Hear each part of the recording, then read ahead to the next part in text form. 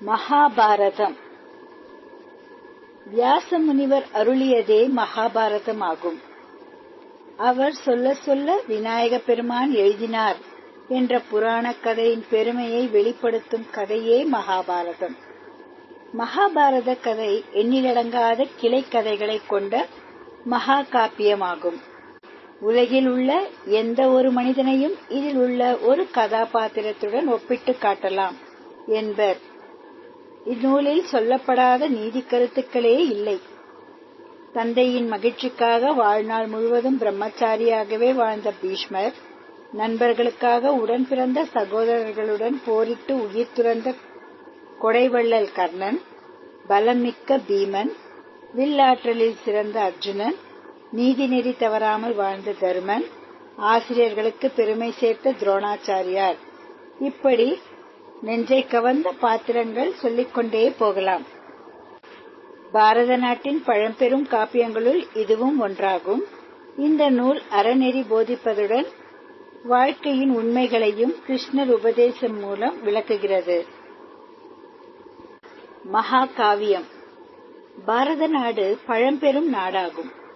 இங்கு பல அறிஞர்களும் சாமானியர்களும் புண்ணியவாதிகளும் பிறந்து அருள் புரிந்த நாடாகும். இத்தகு புண்ணிய கீர்த்தகளும் மிகவும் முக்கியமானவர் பராசர முனிவர். மகா காவியம். பாரத நாடு பழம்பெரும் நாடாகும். இங்கு பல அறிஞர்களும் சாமானியர்களும் புண்ணியவான்களும் பிறந்து அருள் புரிந்த நாடாகும்.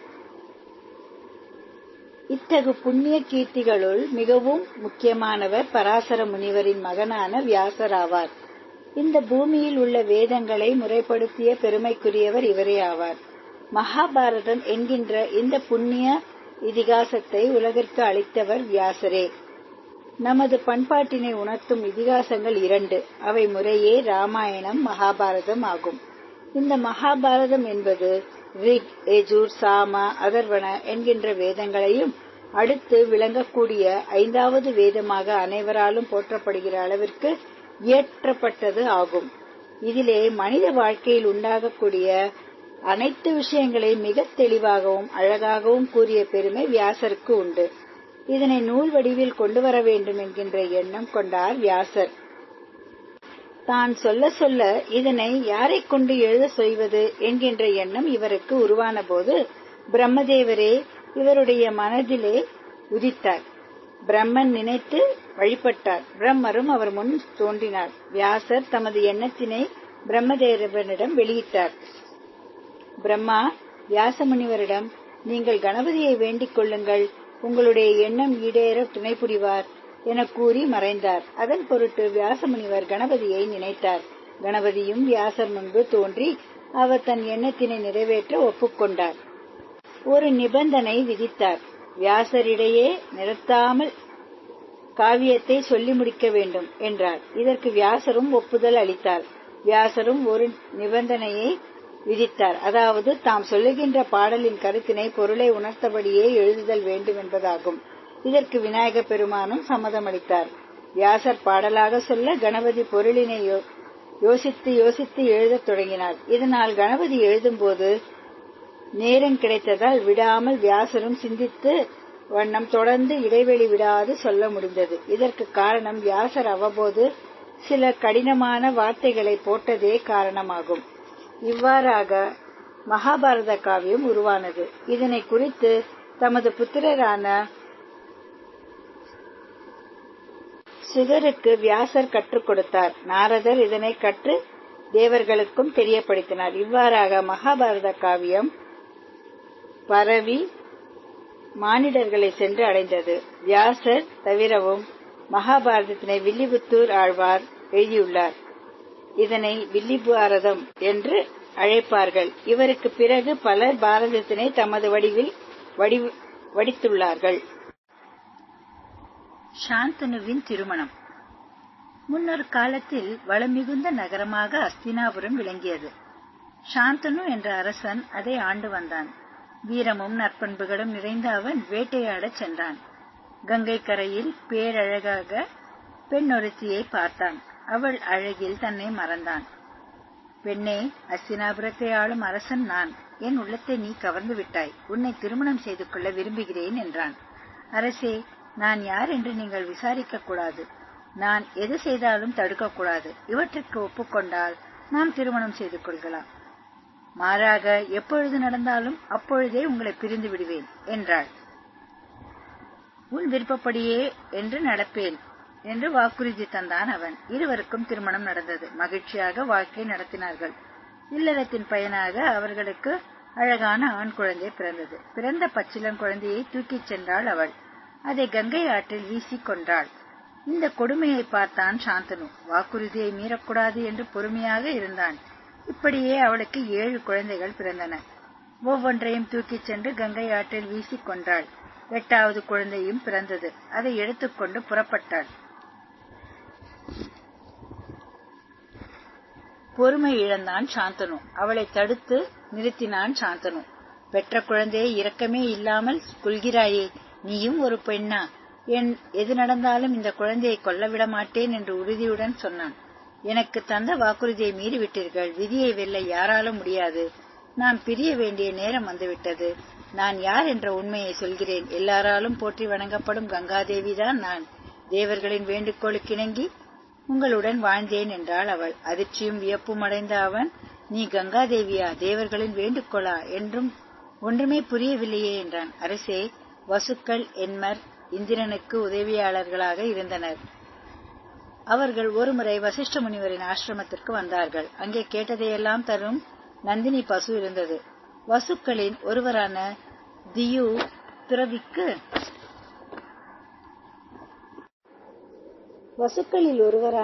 துறவிக்கு எதற்கு இந்த பசு? நாம் இதை இழுத்துச் செல்வோம் என்றான். மற்றவர்களும் ஒப்புக்கொண்டனர். அந்த பசுவை தேவர் உலகம் இழுத்து வந்தனர். ஆசிரமம் திரும்பிய வசிஷ்ட முனிவர் நடந்ததை அறிந்தார். வசுக்கள் என்மரும் மனிதர்களாக பிறக்க கடவது என்று சாபம் தந்தார். சாபம் பெற்றதை அறிந்த வசுக்கள் கலங்கினார்கள். வசிஷ்டரின் திருவடிகளில் விழுந்தார்கள். அறியாமல் பிழை செய்து விட்டோம், எங்களை மன்னித்து சாபத்தை நீக்கி அருள வேண்டும் என்று வேண்டினார்கள். இரக்கம் கொண்ட வசிஷ்டர், இந்த குற்றத்திற்கு தியுவே பொறுப்பு. மற்றவர்கள் அவனுக்கு துணையாக இருந்தீர்கள். அதனால் தியு மட்டும் நீண்ட காலம் மனிதனாக வாழ்வான். அங்கே அவன் உலகம் போற்ற வாழ்வான். மற்றவர்களின் சாபம் பூவுலகில் பிறந்தவுடன் நீங்கும் என்றார். சாபம் பெற்ற வசுக்கள் என்மரும் என்னிடம் வந்தார்கள். பூவுலகில் நானே அவர்களுக்கு தாயாக இருக்க வேண்டும் என்று வேண்டினார்கள். நானும் ஒப்புக்கொண்டேன். சாபத்தை நீக்கவே அவர்கள் பிறந்தவுடன் ஆற்றில் வீசிக் கொன்றேன். இந்த குழந்தை இளைஞனாகவும் வரை நான் வளர்க்கிறேன் என்றாள் அவள். குழந்தையுடன் கங்கை ஆற்றில் மூழ்கி மறைந்தாள். 16 ஆண்டுகள் கழிந்தன.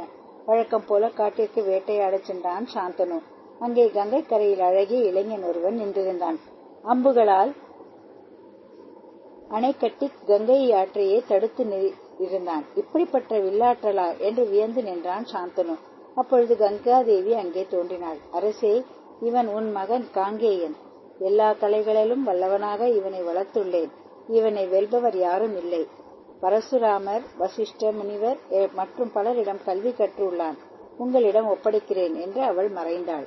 மகிழ்ச்சி அடைந்த சாந்தனு தன் மகனுடன் அஸ்தினாபுரம் வந்தான். காங்கேயன் தன் நற்பண்புகளால் மக்கள் உள்ளங்களை கவர்ந்தான். இளவரசனாக அவனுக்கு மணிமுடி சூட்டினார்கள்.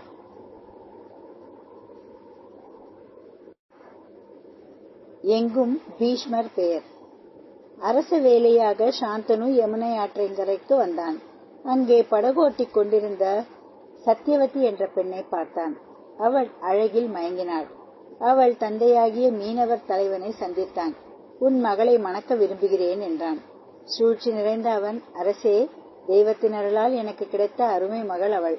அவளுக்கு பிறப்பவனே அரியணையில் அரசனாக அமர வேண்டும். இதற்கு நீங்கள் ஒப்புக்கொண்டால் திருமணம் செய்து வைக்கிறேன் என்றான்.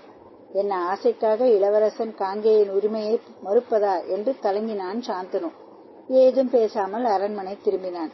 சத்தியவதி நினைவாகவே இருந்தான். தந்தை கவலையுடன் இருப்பது காங்கேயனுக்கு புரிந்தது. தேரோட்டி வாயிலாக நடந்ததையெல்லாம் அறிந்தான். மீனவர் தலைவனை சந்தித்த அவன், உங்கள் மகளை என் தந்தைக்கு திருமணம் செய்து வையுங்கள். தந்தையின் மகிழ்ச்சிக்காக நான் எதையும் செய்வேன். அரியணையில் என்றும் அமரமாட்டேன். உங்கள் பேரனே அதில் அமர்வான் என்றான். அரியணையை நீ விட்டுத் தரலாம். உனக்கு பிறக்கும் மக்கள் விட்டுத் தருவார்களா என்று கேட்டான் மீனவர் தலைவன். வானகமே, மண்ணகமே, கதிரவனே, காற்றே, கடவுள்களே, கேளுங்கள், வாழ்நாள் முழுவதும் நான் பிரம்மச்சாரியாகவே வாழ்வேன் என்று உணர்ச்சி பொங்க சபதம் செய்தான் அவன். அப்பொழுது வானவர்கள் அவன் மீது பூமழை பொழிந்தனர். விண்ணில் எங்கும் பீஷ்மர் என்ற குரல் எழுந்தது. செயற்கரிய சபதம் செய்தவன் என்பது அதற்கு பொருள். அன்றிலிருந்து காங்கேயன் பீஷ்மர் என்று எல்லாராலும் மதிப்புடன் அழைக்கப்பட்டார். மகன் செய்த சபதத்தை எண்ணி நெகிழ்ந்தான் சாந்தனு. மகனே, நீ எப்பொழுது விரும்புகிறாயோ அப்பொழுதுதான் உன் உயிர் நீங்கும் என்று வரம் தந்தான். சாந்தனுவுக்கும் சத்தியவதிக்கும் திருமணம் நடந்தது. அவர்களுக்கு சித்ராங்கதன், விசித்திர வீரியன் என்ற மகன்கள் பிறந்தனர்.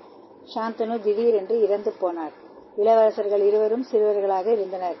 ஆட்சி பொறுப்பை பீஷ்மரே கவனித்து வந்தார். சித்ராங்கதன் என்ற கந்தர்வன் இருந்தான். தன் பெயரில் பூவுலகில் ஒருவன் இருப்பதை அறிந்தான். கோபத்துடன் அஸ்தினாபுரம் வந்தான். இளவரசன் சித்ராங்கதனுடன் போரிட்டு அவனை கொன்றான். சில ஆண்டுகள் கழிந்தன. விசித்திர வீரியன் அரசனாக அரியணையில் அமர்ந்தான். காசி நாட்டு இளவரசிகளான அம்பா, அம்பிகா, அம்பாலிகா மூவரும் சுயம்பரம் நிகழ்ந்தது. பல நாட்டு அரசர்களும் அங்கே வந்திருந்தார்கள். சுயம்பர மண்டபத்திற்குள் நுழைந்தார் பீஷ்மர். அவரை கண்டு எல்லாரும் அஞ்சினார்கள். இளவரசிகள் மூவரையும் இழுத்து வந்து தன் தேரில் ஏற்றினார். எதிர்த்த அரசர்களை எல்லாம் விரட்டி அடித்தார். இளவரசிகளே, அஸ்தினாபுர அரசன் விசித்திர வீரியன், அவனுக்கு திருமணம் செய்யவே உங்களை தூக்கிச் செல்கிறேன் என்றார். அவர்களில் மூத்தவளான அம்பா, மாவீரரே, சௌபல நாட்டு அரசன் சால்வனை நான் காதலிக்கிறேன். இருவரும் திருமணம் செய்து கொள்ள எண்ணம் கொண்டுள்ளோம் என்றார். நீ விரும்புகின்றவனையே திருமணம் செய்து கொள் என்று அவளை அனுப்பி வைத்தார் அவர். விசித்திர வீரியனுக்கும் அம்பிகா, அம்பாலிகாவிற்கும் திருமணம் நடந்தது. தன் காதலன் சால்வனை சந்தித்தாள் அம்பா. நிகழ்ந்ததை சொல்லி தன்னை மணக்குமாறு வேண்டினாள். போரில் நான் பீஷ்மரிடம் தோற்றுவிட்டேன். உன்னை மணக்கும் உரிமை எனக்கில்லை என்றான் சால்வன். பீஷ்மரிடம் வந்த அவள் நடந்ததை சொன்னாள். விசித்திர வீரியனை அழைத்தார் அவர். இன்னொருவனை விரும்பியவனை திருமணம் செய்து கொள்ள மாட்டேன் என்று மறுத்தான் விசித்திர வீரியன். பீஷ்மரே, நீங்களாவது என்னை மணந்து கொள்ளுங்கள் என்று கெஞ்சினாள் அவள். வாழ்நாள் முழுவதும் பிரம்மச்சாரியாக வாழ்வதாக சபதம் செய்துள்ளேன். அதை என்றும் மீறமாட்டேன் என்றார் அவர். பீஷ்மரே, உங்களால் என் வாழ்வே பாழாகிவிட்டது. உங்களை கொல்லாமல் விடமாட்டேன் என்று கோபத்துடன் சென்றாள் அவள். எலும்புருக்கி நோயால் விசித்திர வீரியன் திடீரென்று இறந்து போனான். 2 மகன்களும் இறந்து விட்டார்களே, குலம் தழைக்க வழி ஏதும் இல்லையே என்று கதறினாள் சத்தியவதி.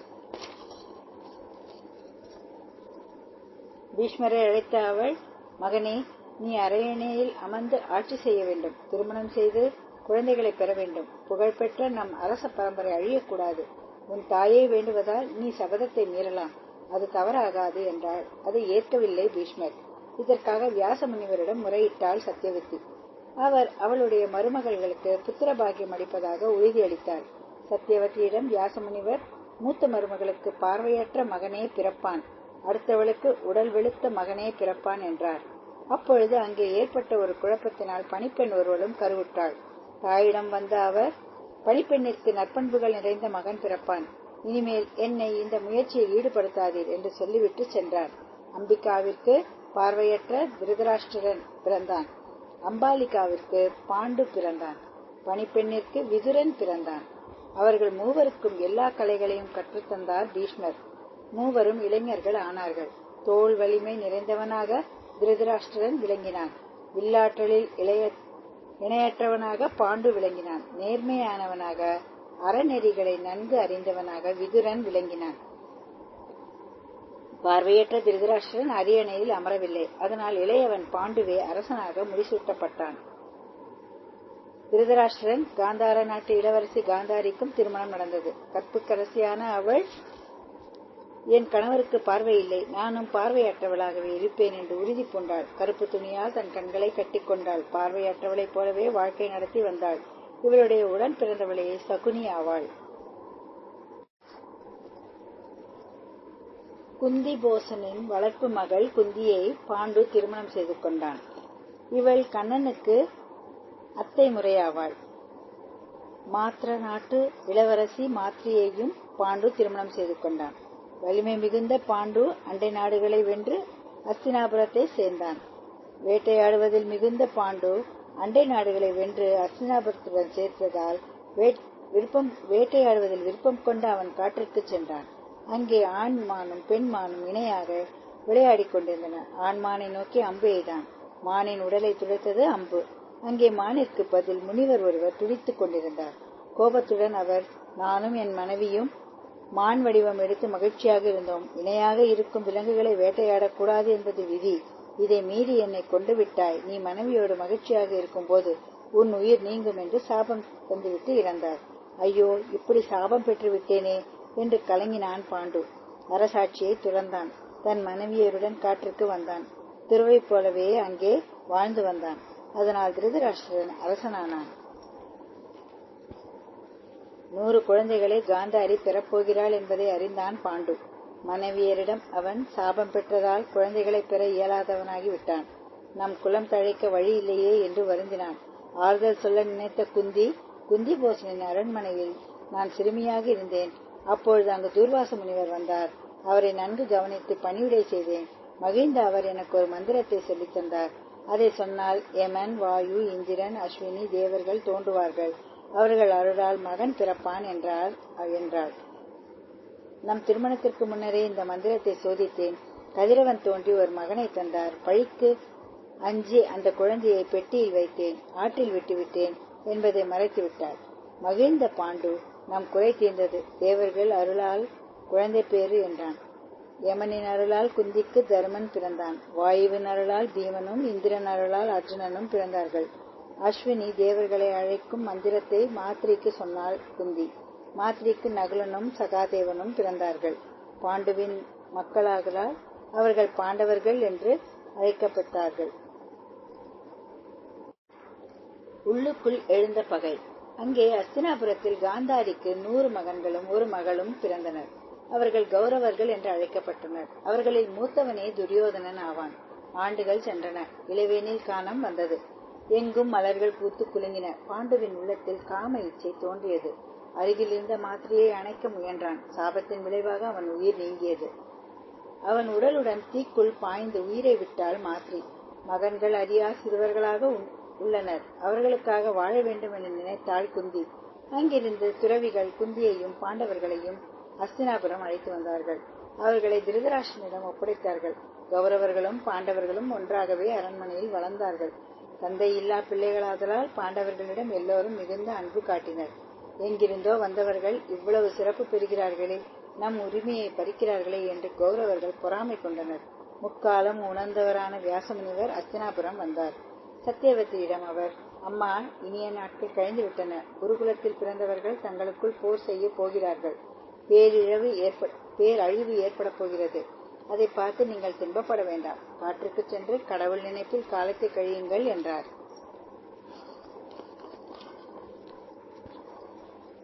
அம்பிகா அம்பாலிகாவையும் அழைத்துக் கொண்டாள் சத்தியவதி. மூவரும் காற்றுக்கு சென்று தவம் செய்து வீடு பேறு அடைந்தனர். பாண்டவர்களுக்கும் கௌரவர்களுக்கும் சிறந்த ஆசிரியர்களை நியமித்தார் பீஷ்மர். அவர்களுக்கு நல்ல கல்வி தந்தார். பாண்டவர்கள் தங்கள் நற்பண்புகளால் எல்லாரையும் கவர்ந்தனர். வலிமை வாய்ந்த பீமனும் சும்மா இருக்கவில்லை. கௌரவர்களை கேலி செய்து தொல்லை கொடுத்து வந்தான். ஒருமுறை கௌரவர்கள் அனைவரும் ஒரு பெரிய மரத்தில் ஏறினார்கள். அதன் கிளைகளில் அமர்ந்து விளையாடிக் கொண்டிருந்தார்கள். அங்கு வந்தான் பீமன். அந்த மரத்தின் அடிப்பகுதியை பிடித்து ஆட்டம் தொடங்கினான். மரம் கிடுகிடுவென்று ஆடியது. அஞ்சு நடுங்கிய கௌரவர்கள் கீழே விழுந்து காயமடைந்தார்கள். பீமனோ கேலி செய்து கலகலவென்று சிரித்தான். இவ்வாறு அடிக்கடி நிகழவே எரிச்சல் அடைந்தான் துரியோதனன். கொடியவனான அவன் பீமனை கொல்ல நினைத்தான். அதற்கான முயற்சியில் இறங்கினான். பீமன் உண்ணும் உணவில் கொடிய நஞ்சை கலந்தான். அதை உண்ட பீமன் மயக்கமடைந்தான். தன் வஞ்சகம் யாருக்கும் தெரியக்கூடாது என்று நினைத்தான் துரியோதனன். பீமனின் உடலை தூக்கிச் சென்று ஆற்றில் எறிந்தான். ஆற்றுக்குள் மூழ்கிய பீமனை அங்கிருந்த கொடிய பாம்புகள் கடித்தன. நஞ்சுக்கு நஞ்சு முறிவாயிற்று. இதனால் மேலும் வலிமை பெற்றான் பீமன். மயக்கம் தெளிந்த அவன் அரண்மனை திரும்பினான். பீமனை கொல்ல முயற்சி நடந்ததை அறிந்தான் தருமன். தம்பியர்களை கௌரவர்கள் நம்மிடம் பகை கொண்டுள்ளனர். இனி நாம் கவனமாக இருக்க வேண்டும் என்று எச்சரிக்கை செய்தான். கிருபாச்சாரியாரிடம் கௌரவர்களும் பாண்டவர்களும் வில்வித்தை கற்று வந்தனர். கிருபாச்சாரியாரை காண்பதற்காக அவரின் தங்கை கணவராகிய துரோணாச்சாரியார் அங்கு வந்தார். அவரை வணங்கி வரவேற்றார் பீஷ்மர். இளவரசர்களுக்கு நீங்கள் ஆசிரியராக இருக்க வேண்டும். எல்லா கலைகளிலும் அவர்கள் வல்லவர்களாக வேண்டும் என்று வேண்டினார். துரோணரும் மகிழ்ச்சியுடன் அதற்கு ஒப்புக்கொண்டார். தன் மனைவி கிருபியையும் மகன் அஸ்வத்தாமனையும் அங்கு வரவழைத்தார். இளவரசர்களுடன் தன் மகனுக்கு கல்வி கற்றுத் தந்தார். பாண்டவர்கள் இயல்பாகவே நல்லவர்களாக இருந்தனர். தர்மன் நீதி நெறிகளை மதிப்பவனாக பொறுமையுடையவனாக விளங்கினான். பீமனோ மற்போர் செய்வதில் கதையால் போரிடுவதிலும் வல்லவனாக இருந்தான். வில்லாற்றலில் அர்ஜுனன் இணையற்றவனாக திகழ்ந்தான். நகுலன் குதிரைகளை பற்றி நன்கு அறிந்து இருந்தான். சகாதேவன் ஜோதிடக் கலையில் தேர்ச்சி பெற்று வந்தான். மாறாக கௌரவர்களோ வஞ்சகமும் சூழ்ச்சியையும் பொறாமையும் கொண்டவர்களாக விளங்கினார்கள். மூத்தவனான துரியோதனனோ மூர்க்கமும் பிடிவாதமும் கொண்டவனாக இருந்தான். துரோணர் தன் மாணாக்கர்களுக்கு விற்பயிற்சி தந்து கொண்டிருந்தார். அருகிலிருந்த மரத்தின் கிளையில் கிளி ஒன்று அமர்ந்திருந்தது. தருமனை அழைத்த அவர் வில்லில் அம்பை பூட்டி அந்த கிளிக்கு குறிவை என்றார். அப்படியே குறிவைத்தான் தர்மன். தர்மா, உனக்கு மரம் தெரிகிறதா, கிளி தெரிகிறதா? கிளி தெரிகிறது என்று கேட்டார். எல்லாம் தெரிகிறது என்றான் அவன். குறிவைத்தது போதும், நீ போகலாம் என்றார். அடுத்ததாக துரியோதனன் வந்தான். அவனிடமும் அதே கேள்விகளை கேட்டார். அவனும் தருமன் சொன்னது போலவே சொன்னான். அவனையும் திருப்பி அனுப்பினார் துரோணர். இப்படியே ஒவ்வொருவராக திருப்பி அனுப்பி கொண்டிருந்தார். இறுதியாக அர்ஜுனன் வந்தான். அவனிடம் அதே கேள்வியை கேட்டார். ஐயா, எனக்கு மரமும் தெரியவில்லை, கிளியும் தெரியவில்லை, அதன் கழுத்து மட்டுமே தெரிகிறது என்றான் அர்ஜுனன். அர்ஜுனா, வில்லாளிக்கு குறியில் மட்டுமே கவனம் இருக்க வேண்டும். உனக்கு அந்த ஆற்றல் உள்ளது. நீயே சிறந்த வில்லாளி. அம்பை விடு என்றார் அவர். அர்ஜுனனின் வில்லில் இருந்து பாய்ந்து சென்றது அம்பு. அவன் குறி தவறவில்லை. கிளி கீழே விழுந்தது. தன் மாணாக்கர்களின் கல்வி நிறைவுறும் நிலையிலும் உள்ளது. அவர்கள் திறமையை எல்லோரும் அறிய வேண்டும் என்று நினைத்தார் துரோணர். இளவரசர்களின் அரங்கேற்றம். அரசவைக்கு சென்ற அவர் திருதராஷ்டிரனிடம், அரசே, இளவரசர்கள் அனைவரும் போர்க்கலையில் வல்லவர்களாக விளங்குகின்றனர் என்றார். மகிழ்ந்த திருதராஷ்டிரன், விதுரரே, இளவரசர்களின் அரங்கேற்றத்திற்கு நல்ல நாள் குறியுங்கள். அவர்கள் திறமையை மக்கள் அனைவரும் கண்டு களிக்கட்டும் என்றார். இளவரசர்களின் அரங்கேற்றத்திற்காக பெரிய விளையாட்டு அரங்கம் அழகுபடுத்தப்பட்டது. நகரமே விழாக்கோலம் பூண்டது. அரங்கத்தின் ஒரு பகுதியில் திருதராஷ்டிரனும் குந்தி தேவியும் அவையினரும் இருந்தார்கள். இன்னொரு பகுதியில் மக்கள் திரளாக கூடியிருந்தனர். இளவரசர்கள் ஒவ்வொருவராக அரங்கத்திற்கு வந்தார்கள். தாங்கள் கற்ற போர்க்கலையை செய்து காட்டினார்கள். கையில் கதையுடன் பீமனும் துரியோதனனும் அரங்கத்திற்குள் வந்தார்கள். மக்களின் ஆரவாரம் விண்ணை தொட்டது. முதலில் அவர்கள் இருவரும் விளையாட்டாக போர் செய்ய தொடங்கினார்கள். பிறகு உண்மையாகவே தாக்கிக் கொள்ள தொடங்கினார்கள். வெறியுடன் அவர்கள் போரிடுவதைக் கண்டு எல்லாரும் திகைத்தார்கள். மிகவும் முயன்றும் அவர்கள் இருவரையும் அஸ்வத்தாமன் பிரித்தான். இருவரும் உரிமிக்கொண்டே கோபத்துடன் பிரிந்தார்கள். அடுத்ததாக அர்ஜுனன் அரங்கத்திற்குள் வந்தான். வில்லில் அம்புகளை பூட்டி பல அற்புதங்களை செய்தான். ஓர் அம்பு தீயை உமிழ்ந்தது. இன்னொரு அம்பு தண்ணீரை கொட்டியது. வில்லிலிருந்து ஒரே சமயத்தில் எண்ணற்ற அம்புகள் சீறி பாய்ந்தன. அர்ஜுனனின் வில்லாற்றல் வாழ்க என்று வாழ்த்தொலி எங்கும் கேட்டது. அப்பொழுது அழகிய இளைஞன் ஒருவன் பெருமிதத்துடன் அரங்கத்திற்குள் நுழைந்தான். அவன் மார்பில் கவச்சமும் காதுகளில் குண்டலங்களும் பளபளத்தன. அர்ஜுனா, என்ன வில் வித்தை கற்றுக் வைத்துள்ளாய்? என் ஆற்றலை பார் என்று வீர முழக்கம் செய்தான். தன்னால் ஆற்றில் விடப்பட்ட மகனே அவன் என்பது குந்திக்கு புரிந்தது. வில்லில் அம்பு பூட்டினான் அவன். அர்ஜுனனுக்கும் மேலாக பல அற்புதங்கள் செய்து காட்டினான். புதிதாக வந்தவன் பேரும் புகழும் பெறுவதைக் கண்டான் அர்ஜுனன். அவனால் கோபத்தை அடக்க முடியவில்லை. என்னுடன் போருக்கு வா, உன்னை இங்கேயே கொன்று ஒழிக்கிறேன் என்று கத்தினான். இருவருமே போர் செய்ய தயாரானார்கள். இதை கண்ட குந்தி மயங்கி விழுந்தாள். இதனால் அங்கே பரபரப்பு ஏற்பட்டது. அவளை அரண்மனைக்கு தூக்கிச் சென்றார்கள். அந்த இளைஞனை பார்த்து கிருபாச்சாரியார், அர்ஜுனனோடு போர் செய்ய துடிக்கிறாயே, நீ எந்த நாட்டு இளவரசர், எந்த அரச பரம்பரையில் வந்தவன் சொல் என்று கேட்டார். இதை கேட்டு அவன் தலை கவிழ்ந்தான். அவன் கையில் இருந்த வில் நழுவியது. இதை பார்த்த துரியோதனன் கோபத்துடன் எழுந்தான். பிறப்பால் உயர்வு தாழ்வு பாராட்டுவது உயர்ந்தோர் செயலா? அகத்தியர் மண்கலத்தில் பிறந்தவர், சுகமுனிவர் கிளிக்கு பிறந்தவர். பிறப்பால் அவர்களை யாரும் குறை சொல்வது இல்லை. இந்த இளைஞனை இன்றே அங்க நாட்டு அரசனாக்குகிறேன் என்றான். அந்த இளைஞன் அரசனாக முடிசூட்டப்பட்டான். தனக்கு கிடைத்த பெருமையை எண்ணி உள்ளம் நெகிழ்ந்தான் அவன். துரியோதனனை நன்றியுடன் பார்த்த அவர், அரசே, என் பெயர் கர்ணன், தேரோட்டி அகீரதனின் மகன். குலப்பழியை நீக்கி என்னை பெருமைப்படுத்தினீர்கள். உங்களுக்காக என் உயிரையும் தருவேன், இது உறுதி என்றான். கர்ணா, நாம் இருவரும் நண்பர்கள் என்று அவனை தழுவிக்கொண்டான் துரியோதனன். அரங்கேற்ற முடிவிற்கு வந்தது. புதிதாக வந்த இளைஞன் எல்லோரையும் கவர்ந்து விட்டானே, தாங்கள் பெருமை பெற முடியவில்லையே என்று பாண்டவர்கள் வருந்தினார்கள். வலிமை வாய்ந்த நண்பன் கிடைத்து விட்டான் என்று மகிழ்ந்தான் துரியோதனன். சில நாட்கள் சென்றன. பாண்டவர்களும் கௌரவர்களும் துரோணரை பணிவாக வணங்கினார்கள். குருவே, எங்கள் கல்வி பயிற்சி முடிந்தது. தங்களுக்கு குருதட்சணை தர வேண்டும். எதுவாயினும் தயங்காமல் கேளுங்கள் என்று பணிவுடன் வேண்டினார்கள். மாணவர்களே, சிறுவனாக நான் இருந்தேன். என் தந்தை பரத்வாஜ முனிவரிடம் கல்வி கற்று வந்தேன். பாஞ்சால நாட்டு இளவரசன் துருபதனும் என்னுடன் கல்வி கற்று வந்தான். நாங்கள் இருவரும் நெருங்கிய நண்பர்களானோம். துருபதன் என்னிடம், என் உயிர் நண்பன், நீ உனக்காக எதையும் செய்வேன், என் நாட்டில் பாதி உன்னுடையது என்றான். கல்வியை முடித்த துருபதன் தாய்நாடு சென்றான், அரசனானான். எனக்கு திருமணம் நடந்தது. அஸ்வத்தாமன் என்ற மகன் பிறந்தான்.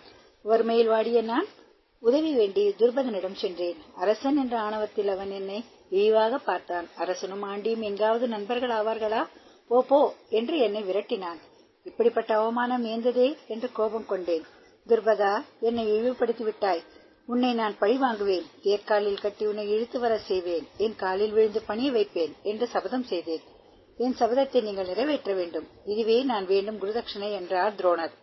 கௌரவர்களும் பாண்டவர்களும் பெரிய படைகளுடன் தனித்தனியே புறப்பட்டனர்.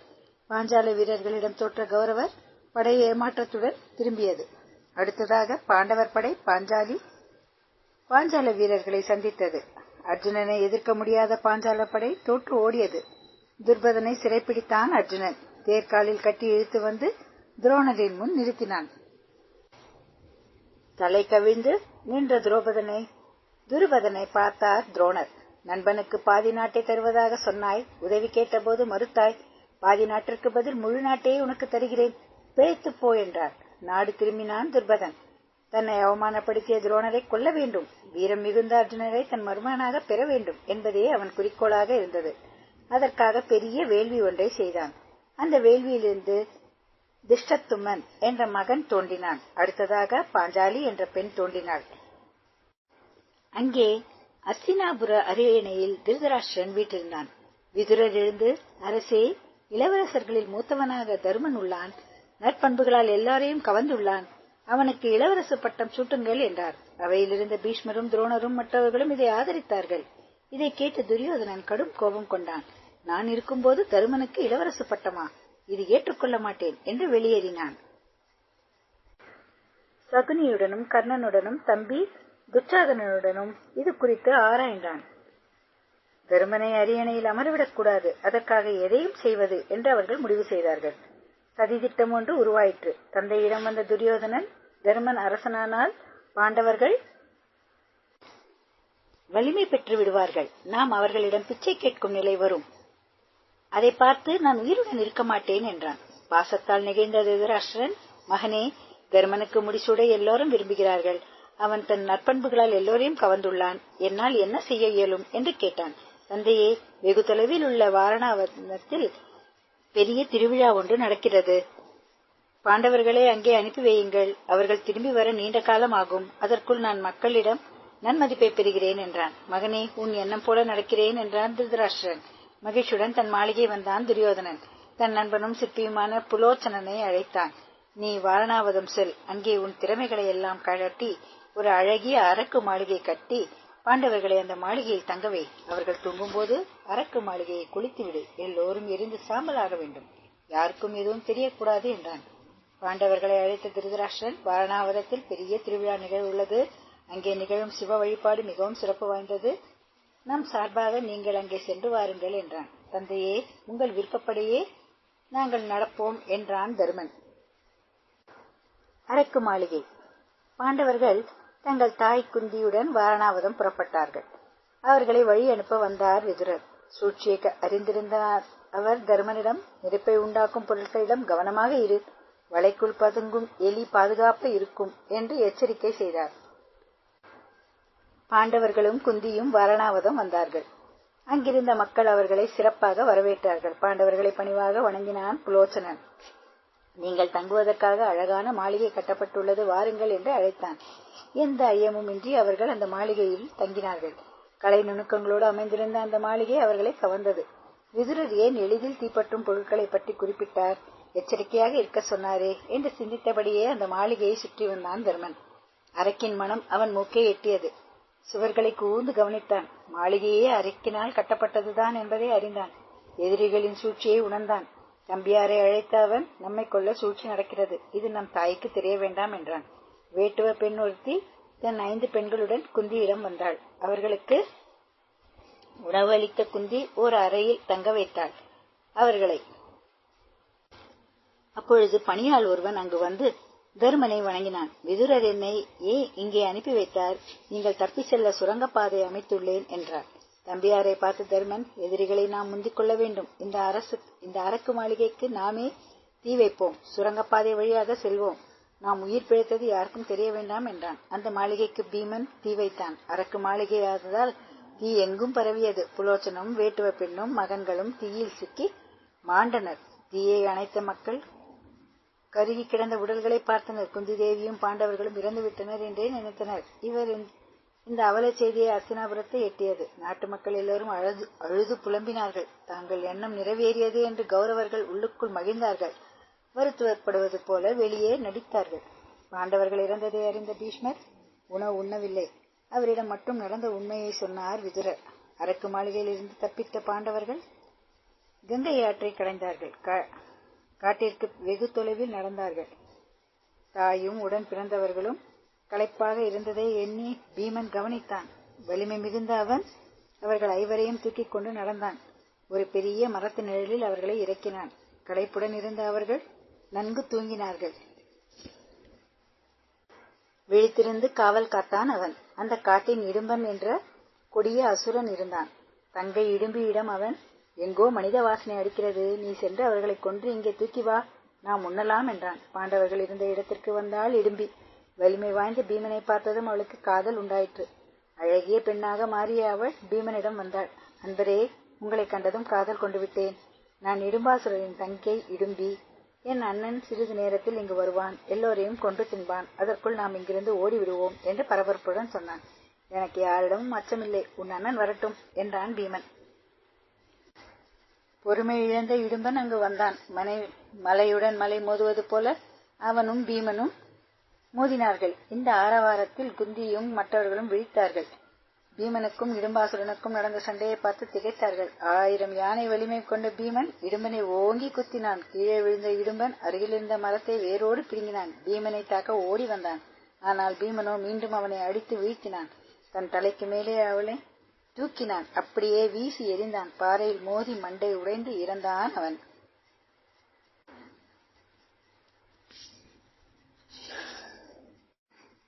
பீமனுக்கும் இடும்பிக்கும் திருமணம் நடந்தது. அவர்கள் அனைவரும் அங்கேயே தங்கியிருந்தனர். இடும்பிக்கு கடோத்கஜன் என்ற மகன் பிறந்தான். வியாசமுனிவர் அங்கு வந்தார். நீங்கள் அனைவரும் அந்தனர் வேடத்தில் ஏக சக்கர நகரம் செல்லுங்கள் என்றார். கண் கலங்க இடும்பி அவர்களை வழி அனுப்பி வைத்தாள். ஏக சக்கர நகரத்தை அவர்கள் அடைந்தார்கள். அங்கே அந்தன பெண் ஒருத்தியின் வீட்டில் தங்கினார்கள். சில நாட்கள் கழிந்தன. தங்களுக்கு ஆதரவு தந்த பெண்மணி அழுது புலம்புவதைக் கண்டாள் குந்தி. ஏனம்மா அழுகிறீர்கள் என்று அன்புடன் கேட்டாள். இந்நகர மக்கள் மகன் என்ற அசுரனால் மிகுந்த கொடுமை அடைந்தனர். எல்லோரும் சென்று அவனை சந்தித்தனர். ஒவ்வொரு நாளும் 7 வண்டி உணவு அனுப்புகிறோம், எங்களில் ஒருவனையும் அனுப்புகிறோம் என்று அவனிடம் ஒப்புக்கொண்டனர். அதன்படியே அனுப்பி வருகிறோம். இன்று என் மகன் செல்ல வேண்டிய முறை, மகனுக்காக அழுகிறேன் என்றாள் அவள். அம்மா, எங்களுக்கு ஆதரவு தந்தவர் நீங்கள், உங்களுக்கு உதவி செய்ய வேண்டியது எங்கள் கடமை. என் மகன்களில் ஒருவனை உங்கள் மகனுக்கு பதில் அனுப்பி வைக்கிறேன் என்றாள் குந்தி. வற்புறுத்தி அவளை ஒப்புக்கொள்ள செய்தாள். பீமனை அழைத்த குந்தி உணவு வண்டிகளுடன் நீ பகாசுரனிடம் செல் என்றாள். உணவு வண்டிகளை ஓட்டி கொண்டு மகிழ்ச்சியுடன் புறப்பட்டாள் பீமன். காட்டை அடைந்ததும் நின்றான். 7 வண்டி உணவையும் வயிறார உண்டு ஏப்பம் விட்டான். காடே அதிருமாறு அங்கு வந்தான் பகாசுரன். காலியாக இருந்த வண்டிகளை பார்த்தான். என் உணவை நீயே சாப்பிட்டு விட்டாயா? உன்னையும் கொல்லாமல் விடமாட்டேன் என்று கோபத்துடன் கத்தினான். அவனுக்கும் பீமனுக்கும் கடுமையான சண்டை நடந்தது. அவனை கொன்று வீழ்த்தினான் பீமன். பகாசுரன் கொல்லப்பட்டதை அறிந்த மக்கள் மகிழ்ச்சி அடைந்தனர். பீமனை ஆரவாரத்துடன் வரவேற்றனர். பாஞ்சாலியின் சுயம்வரம். பாஞ்சால நாட்டு இளவரசி பாஞ்சாலிக்கும் சுயம்வரம் நிகழ உள்ளது. இந்த செய்தியை பாண்டவர்கள் கேள்விப்பட்டார்கள். அதில் கலந்து கொள்ள பாஞ்சால நாட்டை அடைந்தனர். அங்கே தங்கள் தாயுடன் ஒரு குயவனின் வீட்டில் தங்கினார்கள். சுயம்வர மண்டபத்தில் பல நாட்டு அரசர்களும் அமர்ந்திருந்தார்கள். அந்தணர்கள் வேடத்தில் பாண்டவர்களும் அங்கே இருந்தார்கள். பேரழகு பதுமையான பாஞ்சாலி அங்கே வீற்றிருந்தாள். இவளை மணக்கும் பேர் யாருக்கு உள்ளதோ தெரியவில்லையே என்று எல்லோரும் நினைத்தார்கள். பாஞ்சாலியின் தமையனான திருஷ்டத்தும்மன் எழுந்தான். சுயம்பரத்திற்கு வந்திருக்கும் எல்லோரும் கவனிங்கள், மண்டபத்தின் நடுவில் கம்பம் ஒன்று நிறுத்தப்பட்டுள்ளது. அதன் உச்சியில் தங்க மீன் உள்ளது. அந்த மீன் விசிறியோடு பொருத்தப்பட்டு சுற்றி கொண்டே இருக்கும். கம்பத்தின் அடியில் நீர்நிலை உள்ளது. அதில் மேலே சுற்றும் மீனின் நிழல் தெளிவாக தெரியும். நீர்நிலையை பார்த்து மீனுக்கு குறிவைத்து அம்பு எய்ய வேண்டும். மீனை வீழ்த்துபவருக்கு பாஞ்சாலி மாலை விடுவாள் என்றான். அரசர்கள் ஒவ்வொருவராக போட்டியில் கலந்து கொண்டனர். யாராலும் வெற்றி பெற முடியவில்லை. கர்ணன், துரியோதனன், ஜராசந்தன் போன்ற மாவீரர்களும் தோற்றனர். அந்தணர்கள் வரிசையிலிருந்து அர்ஜுனன் எழுந்தான். வில்லில் அம்பு பூட்டினான். நீர்நிலையில் தெரிந்த நிழலை கவனித்து மேலே குறிவைத்தான். வில்லை இழுத்து அம்பை விட்டான். அந்த அம்பு தங்க மீனில் குத்தி அதை வீழ்த்தியது. அவனின் அழகில் மயங்கிய பாஞ்சாலி அவனுக்கு மாலையிட்டாள். இதனால் அரசர்கள் பலரும் பொறாமை கொண்டனர். அர்ஜுனனோடு போர் செய்ய தொடங்கினார்கள். அங்கிருந்த கண்ணன் வென்றவர்களோடு அரசர்கள் போர் புரிவது தகாது என்று அவர்களை அமைதிப்படுத்தினார். பாஞ்சாலியை அழைத்துக் கொண்டு தன் இல்லம் வந்தான் அர்ஜுனன். அப்பொழுது குந்தி வீட்டிற்குள் இருந்தாள். வாயிலில் நின்ற அவள், அம்மா, அபூர்வமான பரிசு ஒன்று கொண்டு வந்துள்ளேன் என்றான். அர்ஜுனா, அந்த பரிசை ஐவரும் பிரித்துக் கொள்ளுங்கள் என்றபடியே வெளியே வந்தாள் குந்தி. பரிசாக கிடைத்தது பெண் என்பதை அறிந்து திகைத்தாள். மற்ற மகன்களும் அங்கு வந்தனர். தாய் இப்படி பேசிவிட்டாரே என்று குழப்பமடைந்தார்கள். தொடர்ந்து வந்த துஷ்டத்தும்மன் அவர்கள் பாண்டவர்கள் என்பதை அறிந்தான். தந்தையிடம் அவன் பாஞ்சாலியை மணந்தவன் அர்ஜுனனே என்று சொன்னான். தன் எண்ணம் நிறைவேறியது என்று மகிழ்ந்தான் துர்பதன். பாண்டவர்களை உரிய மரியாதையுடன் அரண்மனைக்கு அழைத்து வரச் செய்தான். தன் தாயார் சொன்னதை சொன்னான் அர்ஜுனன். பாஞ்சாலி ஐவரை மணப்பதா? நான் ஒப்புக்கொள்ள மாட்டேன் என்றான் துர்பதன். வியாசமுனிவர் அங்கு வந்தார். துர்பதனே, சென்ற பிறவியில் உன் மகள் தவம் செய்தாள்.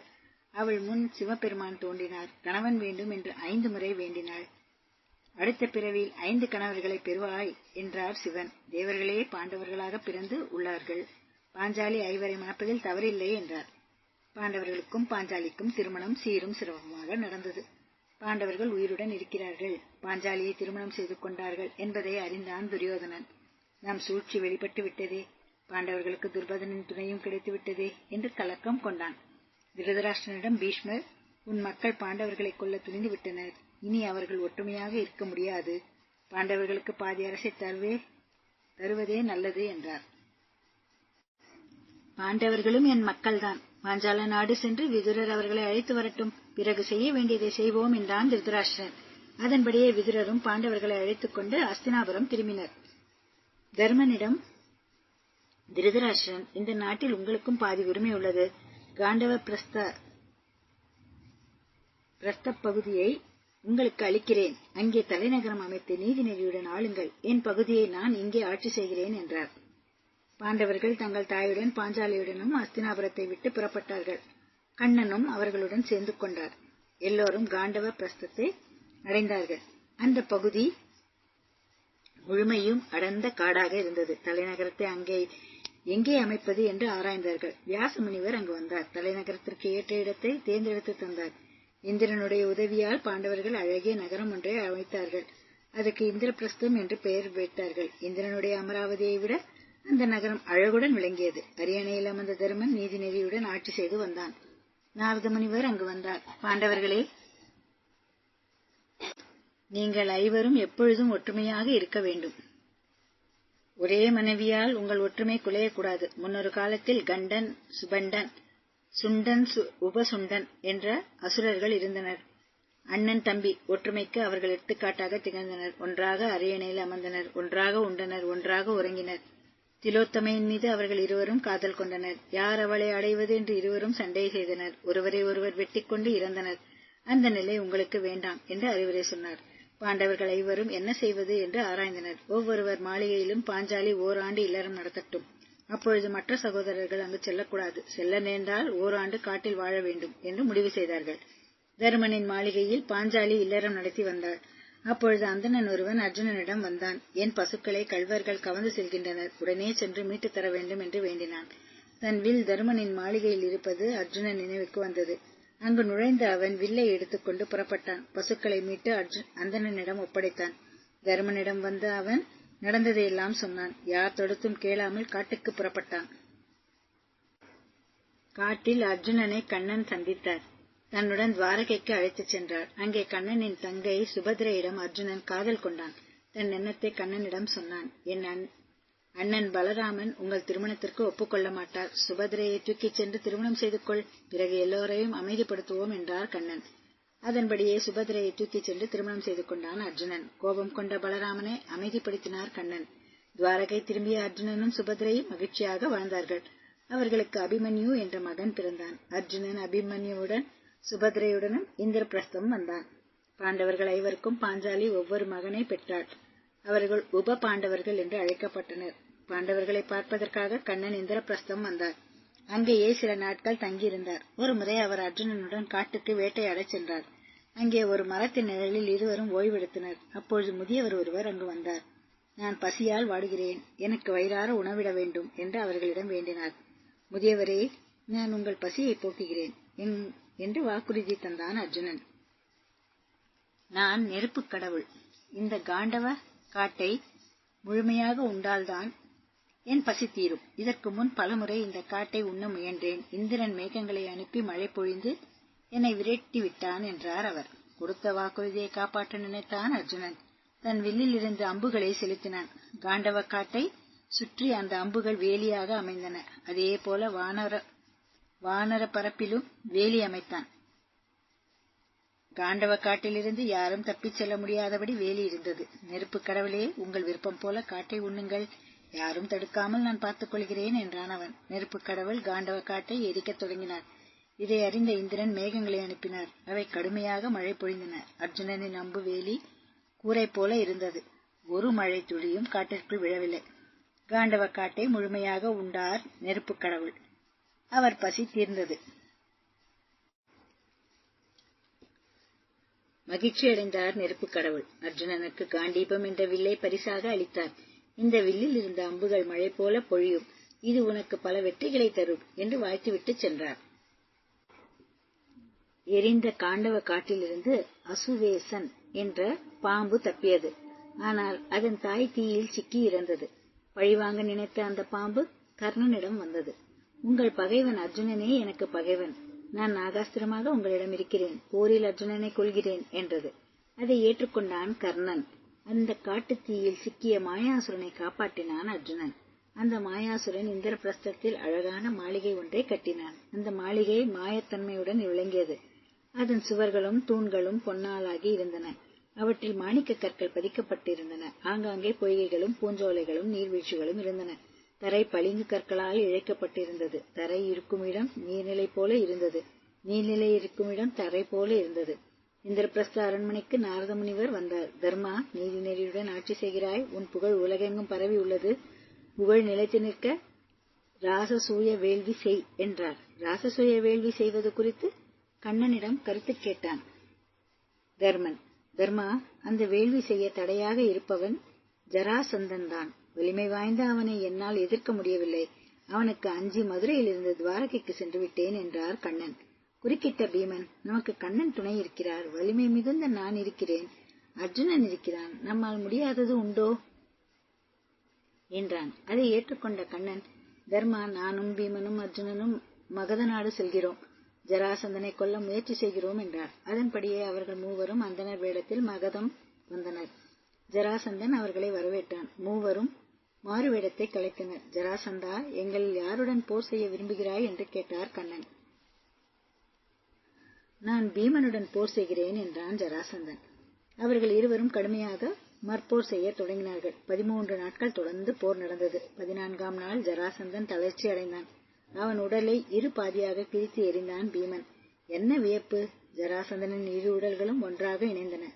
மீண்டும் அவன் உயிர் பெற்றான். பீமனுடன் போர் செய்ய தொடங்கினான். திகைத்து நின்ற பீமனை பார்த்தார் கண்ணன். அருகில் வளர்ந்திருந்த புல்லை எடுத்தார்.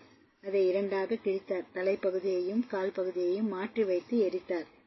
குறிப்பு உணர்ந்த பீமன் மீண்டும் ஜராசந்தனின் உடலை இரண்டாக கிழித்தான். தலைப்பகுதியையும் கால் பகுதியையும் மாற்றி போட்டான். ஜராசந்தன் இறந்து போனான்.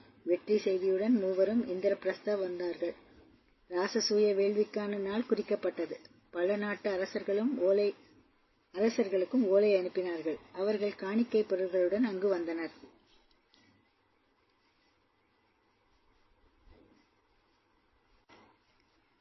நல்ல நாளில் ராசசூய வேள்வி தொடங்கி இனிதே முடிந்தது. அங்கிருந்த அரசர்கள் அனைவரும் யாராலும் செய்ய இயலாத வேள்வியை செய்துவிட்டீர்கள் என்றும் உங்கள் புகழ் நிலைத்து நிற்கும் என்றும் தருமனை புகழ்ந்தார்கள். பாண்டவர்களுக்கு கிடைத்த சிறப்பை கண்டு துரியோதனன் உள்ளம் புழுங்கினான். மாயாசுரன் கட்டிய அழகிய மாளிகை துரியோதனனை ஈர்த்தது.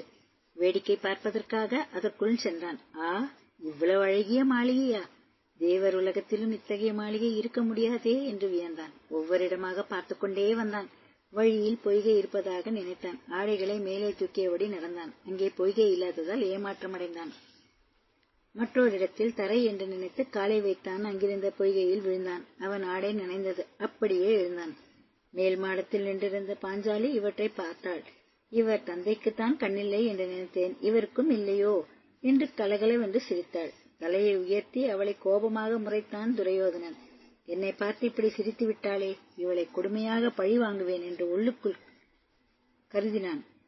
அஸ்தினாபுரம் திரும்பிய அவன் சகுனியிடம், மாமனே, பாண்டவர்கள் நாளுக்கு நாள் வலிமை மிகுந்து வருகிறார்கள். ராசசூய வேள்வியும் செய்து விட்டார்கள். என்னால் இதை தாங்கவே முடியவில்லை. அவர்களை ஒழிக்க ஏதேனும் வழி சொல் என்று உள்ளம் புழுங்கினான். துரியோதனா, சிறந்த வீரர்களாகிய பாண்டவர்களை போரில் வெல்வது கடினம். சூழ்ச்சியால் தான் அவர்களை வெல்ல வேண்டும். தருமன் சூதாடுவதில் விருப்பமுடையவன். எப்படியாவது அவனை என்னுடன் சூதாடவை. அவன் சொல்லும் அனைத்தையும் உன்னிடம் சேர்க்கிறேன். செல்வம் அனைத்தையும் உன்னிடம் சேர்க்கிறேன் என்றான் சகுனி. மாமனே, நல்ல வழி சொன்னாய் என்று பாராட்டினான் துரியோதனன். இருவரும் திருதராஷ்டிரனிடம் வந்தார்கள். தந்தையே, பாண்டவர்களை இங்கே அழையுங்கள். தருமனுடன் சூதாட மாமன் தயாராக உள்ளார். பாண்டவர்கள் செல்வம் அனைத்தையும் என்னிடம் தருவார் என்றார் துரியோதனன். கோபம் கொண்ட திருதராஷ்டிரன், சகுனி, என் மகனை கெடுப்பதே நீதான் என்று கண்டித்தான். இதனால் கடும் கோபம் கொண்டான் துரியோதனன். தந்தையே, சூதாட்டத்துக்கு நீங்கள் ஒப்புக்கொள்ள வேண்டும், இல்லையேல் நான் உயிருடன் இருக்க மாட்டேன் என்றார். மிரட்டினான். மகன் மீது கொண்ட பாசம் திருதராஷ்டிரனிடம் அறிவை மறைத்தது. உன் விருப்பப்படியே செய்கிறேன் என்றான். விதுரரை அழைத்த அவன், இங்கே அழகிய மண்டபம் ஒன்று கட்டப்பட்டுள்ளது. அதை பார்க்க பாண்டவர்களை நான் அழைத்ததாக சொல். சூதாட்டம் நிகழ உள்ளதாக தெரிவி என்றான். இந்திரபிரஸ்தம் சென்ற விதுரர் தருமரை சந்தித்தார். செய்தியை அறிந்தார். செய்தியை சொன்னார். சூதாட்டத்துக்கு உங்களை அழைக்கிறார்கள். ஏதோ சூழ்ச்சி நிகழ உள்ளது என்றார். எது நிகழ்ந்தாலும் நிகழட்டும், பெரியவர்கள் சொல்லை மீறமாட்டேன் என்றார் தருமன். பாண்டவர்கள் ஐவரும் குந்தியுடன் பாஞ்சாலியுடனும் அஸ்தினாபுரம் வந்தனர். புதிதாக கட்டப்பட்ட மண்டபத்தை பார்த்து மகிழ்ந்தனர். எங்கும் விருந்து கேளிக்கையுமாக இருந்தது. சில நாட்கள் அங்கேயே தங்கினர். பாண்டவர்களை பார்த்து துரியோதனன் மகிழ்ச்சியாக, நாம் பகடை உருட்டி சூது விளையாடலாமா என்று கேட்டான். விளையாடலாம் என்றார் தருமன். சூதாட்டத்துக்கு ஏற்பாடுகள் நடந்தன.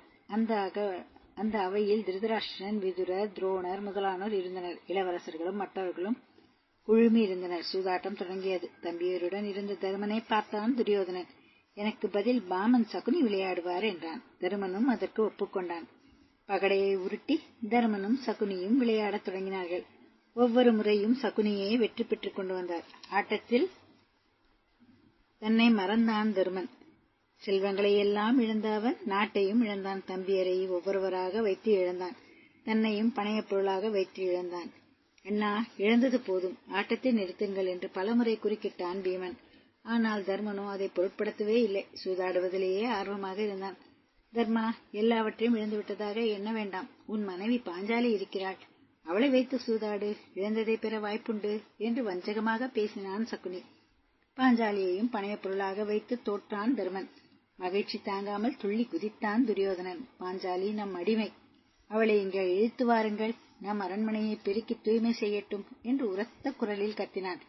இதை கேட்ட அவையில் இருந்த அனைவரும் கலங்கினார்கள். சிலர் அழத் தொடங்கினார்கள். அங்கிருந்த விதுரர் கோபத்துடன் எழுந்தார். துரியோதனா, உனக்கென்ன பைத்தியமா? பிறரை அவமதிப்பதை முதலில் நிறுத்து. தீய செயல்களால் அழிவை தேடிக்கொள்ளாதே என்று எச்சரித்தார். விதுரருடைய எச்சரிக்கையை துரியோதனன் சிறிதும் பொருட்படுத்தவில்லை. தம்பி துச்சாதனா, அந்தப்புறம் சென்று பாஞ்சாலியை இங்கே இழுத்து வா என்று கட்டளையிட்டான்.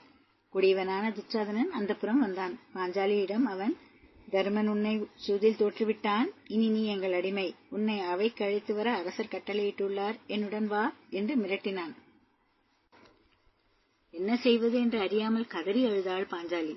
அங்குமிங்கும் ஓடினாள். அவள் கூந்தலை எட்டி பிடித்தான் துச்சாதனன் தரதரவென்று அவளை இழுத்து கொண்டு சூதாட்ட அவைக்கு வந்தான். யாராவது உதவி செய்ய மாட்டார்களா என்று எல்லோரையும் பார்த்தாள் பாஞ்சாலி. சிரித்த துச்சாதனன், இங்கே யாரும் உதவி செய்ய வரமாட்டார்கள், அடிமையாகி உனக்கு மேலாடை எதற்கு என்று அவள் புடவையை இழுக்கத் தொடங்கினான். இந்த கொடுமையைக் கண்டு எல்லோரும் கலங்கினார்கள். கண்ணா, நீயே அடைக்கலம், என்னை காப்பாற்று என்று கதறினாள் அவள். கண்ணன் அருளால் அங்கே அதிசயம் நிகழ்ந்தது. துச்சாதனன் இழுக்க இழுக்க பாஞ்சாலியின் புடவை வளர்ந்து கொண்டே இருந்தது. அவன் இழுத்த புடவை மலை போல குவிந்தது. சோர்ந்த அவனும் தன் முயற்சியை கைவிட்டான். இப்படிப்பட்ட அவமானம் நிகழ்ந்ததே என்று கோபம் கொண்டான் பீமன். இந்த துச்சாதனனின் மார்பை பிளந்து ரத்தத்தை குடிப்பேன் என்று சபதம் செய்தான். துரியோதனா சிறிதும் கவலைப்படவில்லை.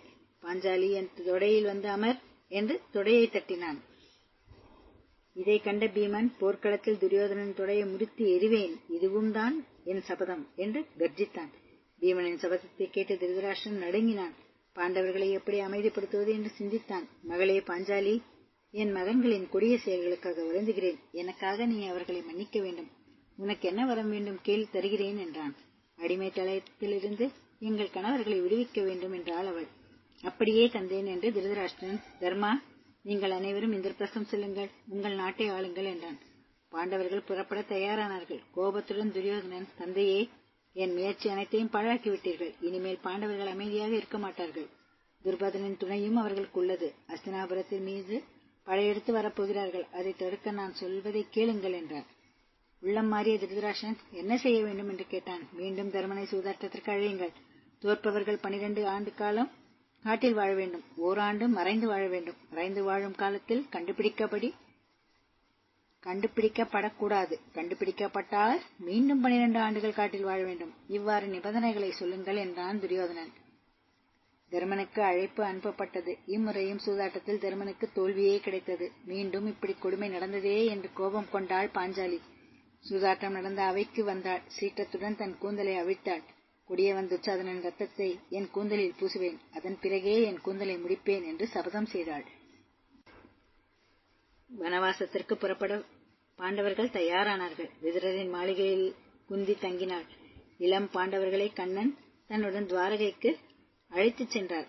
பாண்டவர்கள் பாஞ்சாலியுடன் காட்டிற்கு சென்றார்கள். வெகு தொலைவு நடந்து அவர்கள் சரஸ்வதி ஆற்றங்கரையை அடைந்தார்கள். அங்குள்ள காமியக காட்டில் தங்கினார்கள். மகன்களுக்கு கொடுமையான முடிவு ஏற்பட போகிறது. வனவாசம் முடிந்து திரும்பவும் பாண்டவர்கள் அவர்களை கொல்லப் போகிறார்கள் என்று கலங்கினான் திருதராஷ்டிரன்.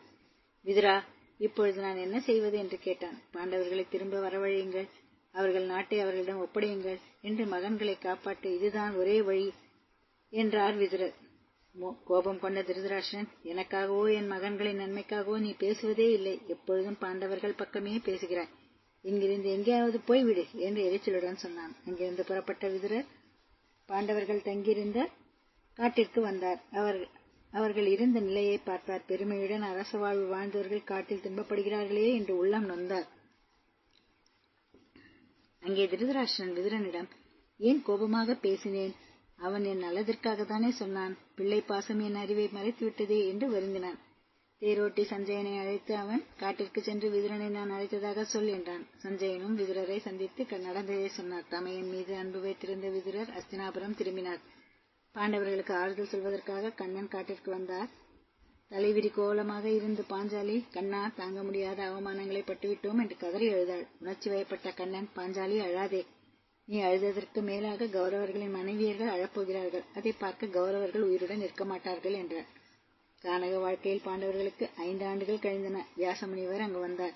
அர்ஜுனா, நீ கைலாயமலைக்கு செல், சிவபெருமானை நினைத்து தவம் செய், பாசுபதாஸ்திரம் பெற்றுவா, உனக்கு பேராற்றல் கிடைக்கும் என்றார். அதன்படியே அர்ஜுனன் கைலாயமலையை அடைந்தான். அங்கே கடுமையாக தவம் செய்தான். அவனுடைய தவத்திற்கு மெச்சிய சிவபெருமான் பாசுபதாஸ்திரத்தை தந்து அருளினார். இதை அறிந்த இந்திரன் அங்கு வந்தான். அர்ஜுனனை பாராட்டி தன்னுடன் இந்திர உலோகம் அழைத்துச் சென்றார். அங்கே நாட்டியத்தையும் இசையையும் அர்ஜுனன் கற்றுக்கொண்டான். ஆண்டுகள் பல சென்றது.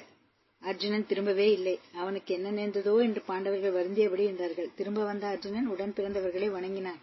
என் முயற்சி முழுமையும் வெற்றி என்றான். இதை கேட்டு எல்லோரும் மகிழ்ந்தார்கள். 12ஆம் ஆண்டு தொடங்கியது. காமியாக காட்டிலிருந்து புறப்பட்ட அவர்கள் துவைதவனத்தில் தங்கினார்கள்.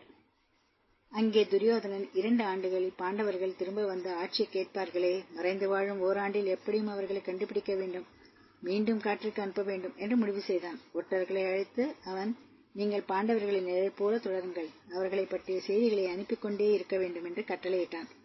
துவைத வனத்தில் பாண்டவர்கள் தங்கியுள்ளனர் என்பதை அறிந்தான் துரியோதனன். சகுனியிடம் அவன் பாண்டவர்களை கேலி செய்து மகிழ என்ன செய்யலாம் என்று கேட்டான். துரியோதனா, இந்த உலகத்திலேயே கொடுமையானது பகைவனுடைய செல்வ செழிப்பை காண்பதுதான். நாம் விலை உயர்ந்த ஆடை அணிகலன்களை அணிந்து கொள்வோம், நாட்டிய பெண்களுடன் சென்று அவர்கள் எதிரில் ஆரவாரமாக தங்குவோம், அவர்கள் உள்ளம் வெதும்புவதைக் கண்டு மகிழ்ச்சி அடையலாம் என்றான் சகுனி. அங்கிருந்த கர்ணனும் இதற்கு ஒப்புக்கொண்டான். பெரும் ஆரவாரத்துடன் கௌரவர்கள் துவைதவனத்தை அடைந்தார்கள். தங்களுக்கு எரிச்சலை உண்டாக்கவே அவர்கள் வந்திருக்கிறார்கள் என்பதை பாண்டவர்கள் புரிந்து கொண்டார்கள். அங்கே அழகான பொய்கை ஒன்று இருந்தது. அது சித்திரசேனன் என்ற கந்தர்வனுக்கு சொந்தமானது. அந்த பொய்கையில் இறங்கிய கௌரவர்கள் கும்மாளமிட்டு நீராடத் தொடங்கினார்கள். அனுமதி பெறாமல் நீராடுகிறார்களே என்று கோபம் கொண்டான் சித்திரசேனன். கந்தர்வ வீரர்களுடன் வந்து அவன் கௌரவர்களை தாக்கத் தொடங்கினான். அவர்களை எதிர்க்க முடியாமல் கர்ணனும் மற்றவர்களும் தோற்று ஓடினார்கள். துரியோதனனையும் அவனுடன் இருந்த பெண்களையும் சிறைப்படுத்தினான் சித்திரசேனன். அவர்களை கந்தர்வ உலகம் தூக்கிச் செல்ல முயன்றான். தப்பிய வீரர்கள் சிலர் தர்மனிடம் வந்து நடந்ததை சொன்னார்கள். பீமா, நீயும் அர்ஜுனனும் சென்று துரியோதனனை விடுதலை செய்யுங்கள் என்றார் தர்மன். அண்ணனின் கட்டளையை மீற விரும்பாத அவர்கள் புறப்பட்டார்கள். அர்ஜுனனை எதிர்க்க முடியாத சித்திரசேனன் கந்தர்வர்களுடன் ஓடி மறைந்தான். துரியோதனன் விடுதலை பெற்றான். இப்படி விடுதலை பெற்றதை விட கந்தர்வன் கையாலேயே இறந்திருக்கலாம். அவமானத்துடன் வாழ்வதை விட சாவதே மேல் என்று புலம்பினான் துரியோதனன்.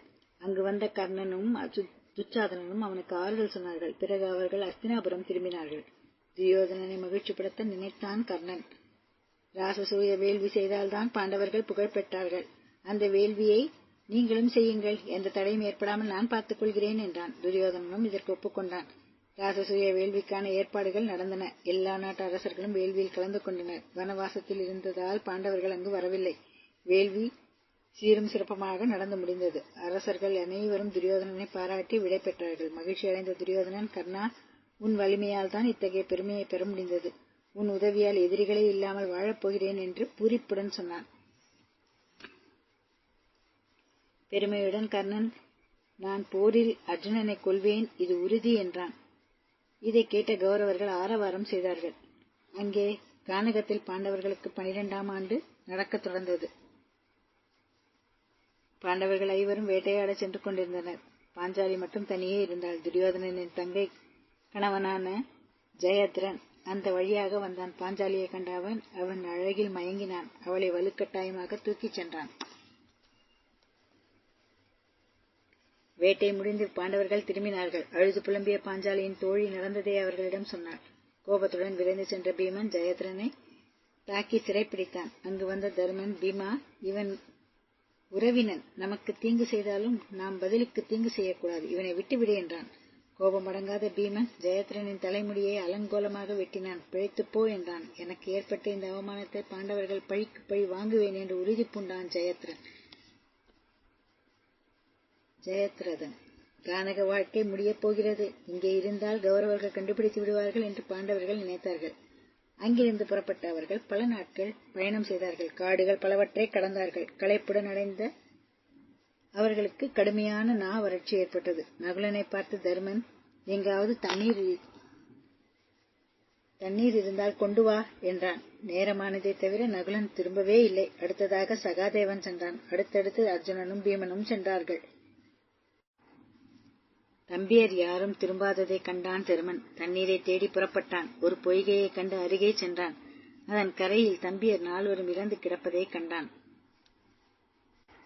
அந்த காட்சியை அவனால் தாங்க முடியவில்லை. நானும் சாவேன் என்று பொய்கை நீரை கைகளில் எடுத்தான். அப்பொழுது வானிலிருந்து ஒரு குரல், தர்மா, என் கேள்விகளுக்கு முதலில் பதில் சொல், பிறகு தண்ணீரை குடிக்கலாம், இல்லையில் தம்பிகளுக்கு ஏற்பட்ட முடிவுதான் உனக்கும் ஏற்படும் என்றது.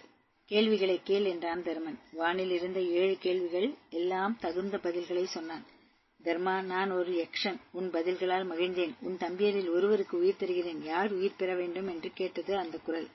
யக்ஷனே, நகுலன் உயிர் பிழைக்கட்டும். தர்மா, உன் அன்பிற்கு உரியவன் பீமன். வில்லாற்றலில் சிறந்தவன் அர்ஜுனன். இவர்களை விட்டுவிட்டு நகுலனை ஏன் கேட்டாய்? யக்ஷனே, என் தந்தைக்கு 2 மனைவியர்கள். குந்தியின் மகன்களில் நான் ஒருவன். உயிரோடு இருக்கிறேன். அதே போல மாத்ரேயின் மகன் உயிரோடு இருக்க வேண்டும். அதனால் நகுலனின் உயிரை கேட்டேன். தர்மா, உன் நேர்மையை பாராட்டுகிறேன். உன் தம்பியர் 4 உயிர் தருகிறேன். இன்னும் ஏதேனும் ஒரு வரம் கேள் தருகிறேன் என்றார். யக்ஷனே, நாங்கள் மறைந்து வாழ வேண்டிய ஓராண்டு வருகிறது. அப்பொழுது எங்களை யாரும் கண்டுபிடிக்க கூடாது. இந்த வரம் தாருங்கள். தர்மா, அப்படியே தந்தேன். அந்த ஓராண்டில் நீங்கள் விரும்பிய வடிவம் பெறலாம். விராட நகரத்தில் தங்குங்கள். எல்லாம் நல்லதாக நடக்கும் என்றது அந்த குரல். பாண்டவர்கள் 4 உயிர் பெற்றனர். மறைந்து வாழ வேண்டிய நாள் நெருங்கியது. அவர்கள் மத்ஸ்ய நாட்டிற்குள் நுழைந்தார்கள். தொலைவில் விராட நகரம் அவர்களுக்கு தெரிந்தது. வழியில் பெரிய மரம் ஒன்று இருந்தது. அதில் தங்கள் படைக்கருவிகளை மறைத்து வைத்தார்கள். எந்த வேடத்தில் விராட நகரத்திற்குள் செல்வது என்று முடிவு செய்தார்கள். முதிய அந்தணன் வடிவத்தில் அரசவைக்கு வந்தான் தர்மன். அவனின் பெருமிதமான தோற்றத்தைக் கண்ட விராட அரசன், நீங்கள் யார் என்று கேட்டான். அரசே, என் பெயர் கங்கன். சதுரங்க ஆட்டத்தில் வல்லவன். பேரரசர் தர்மருக்கு துணையாக இருந்தேன். அவர் நாடு இழந்ததால் வேலை தேடி இங்கு வந்தேன் என்றார் தர்மன். அறிவுரை செல்பவராக என்னுடனே தங்கியிருங்கள் என்றான் அரசன். அடுத்ததாக பீமன் அங்கே வந்தான். வல்லாவின் என்ற பெயரில் சமையல்காரனாக சேர்ந்தான். அரசி சுதேஷனையிடம் பணிப்பெண்ணாக சேர்ந்தாள் பாஞ்சாலி.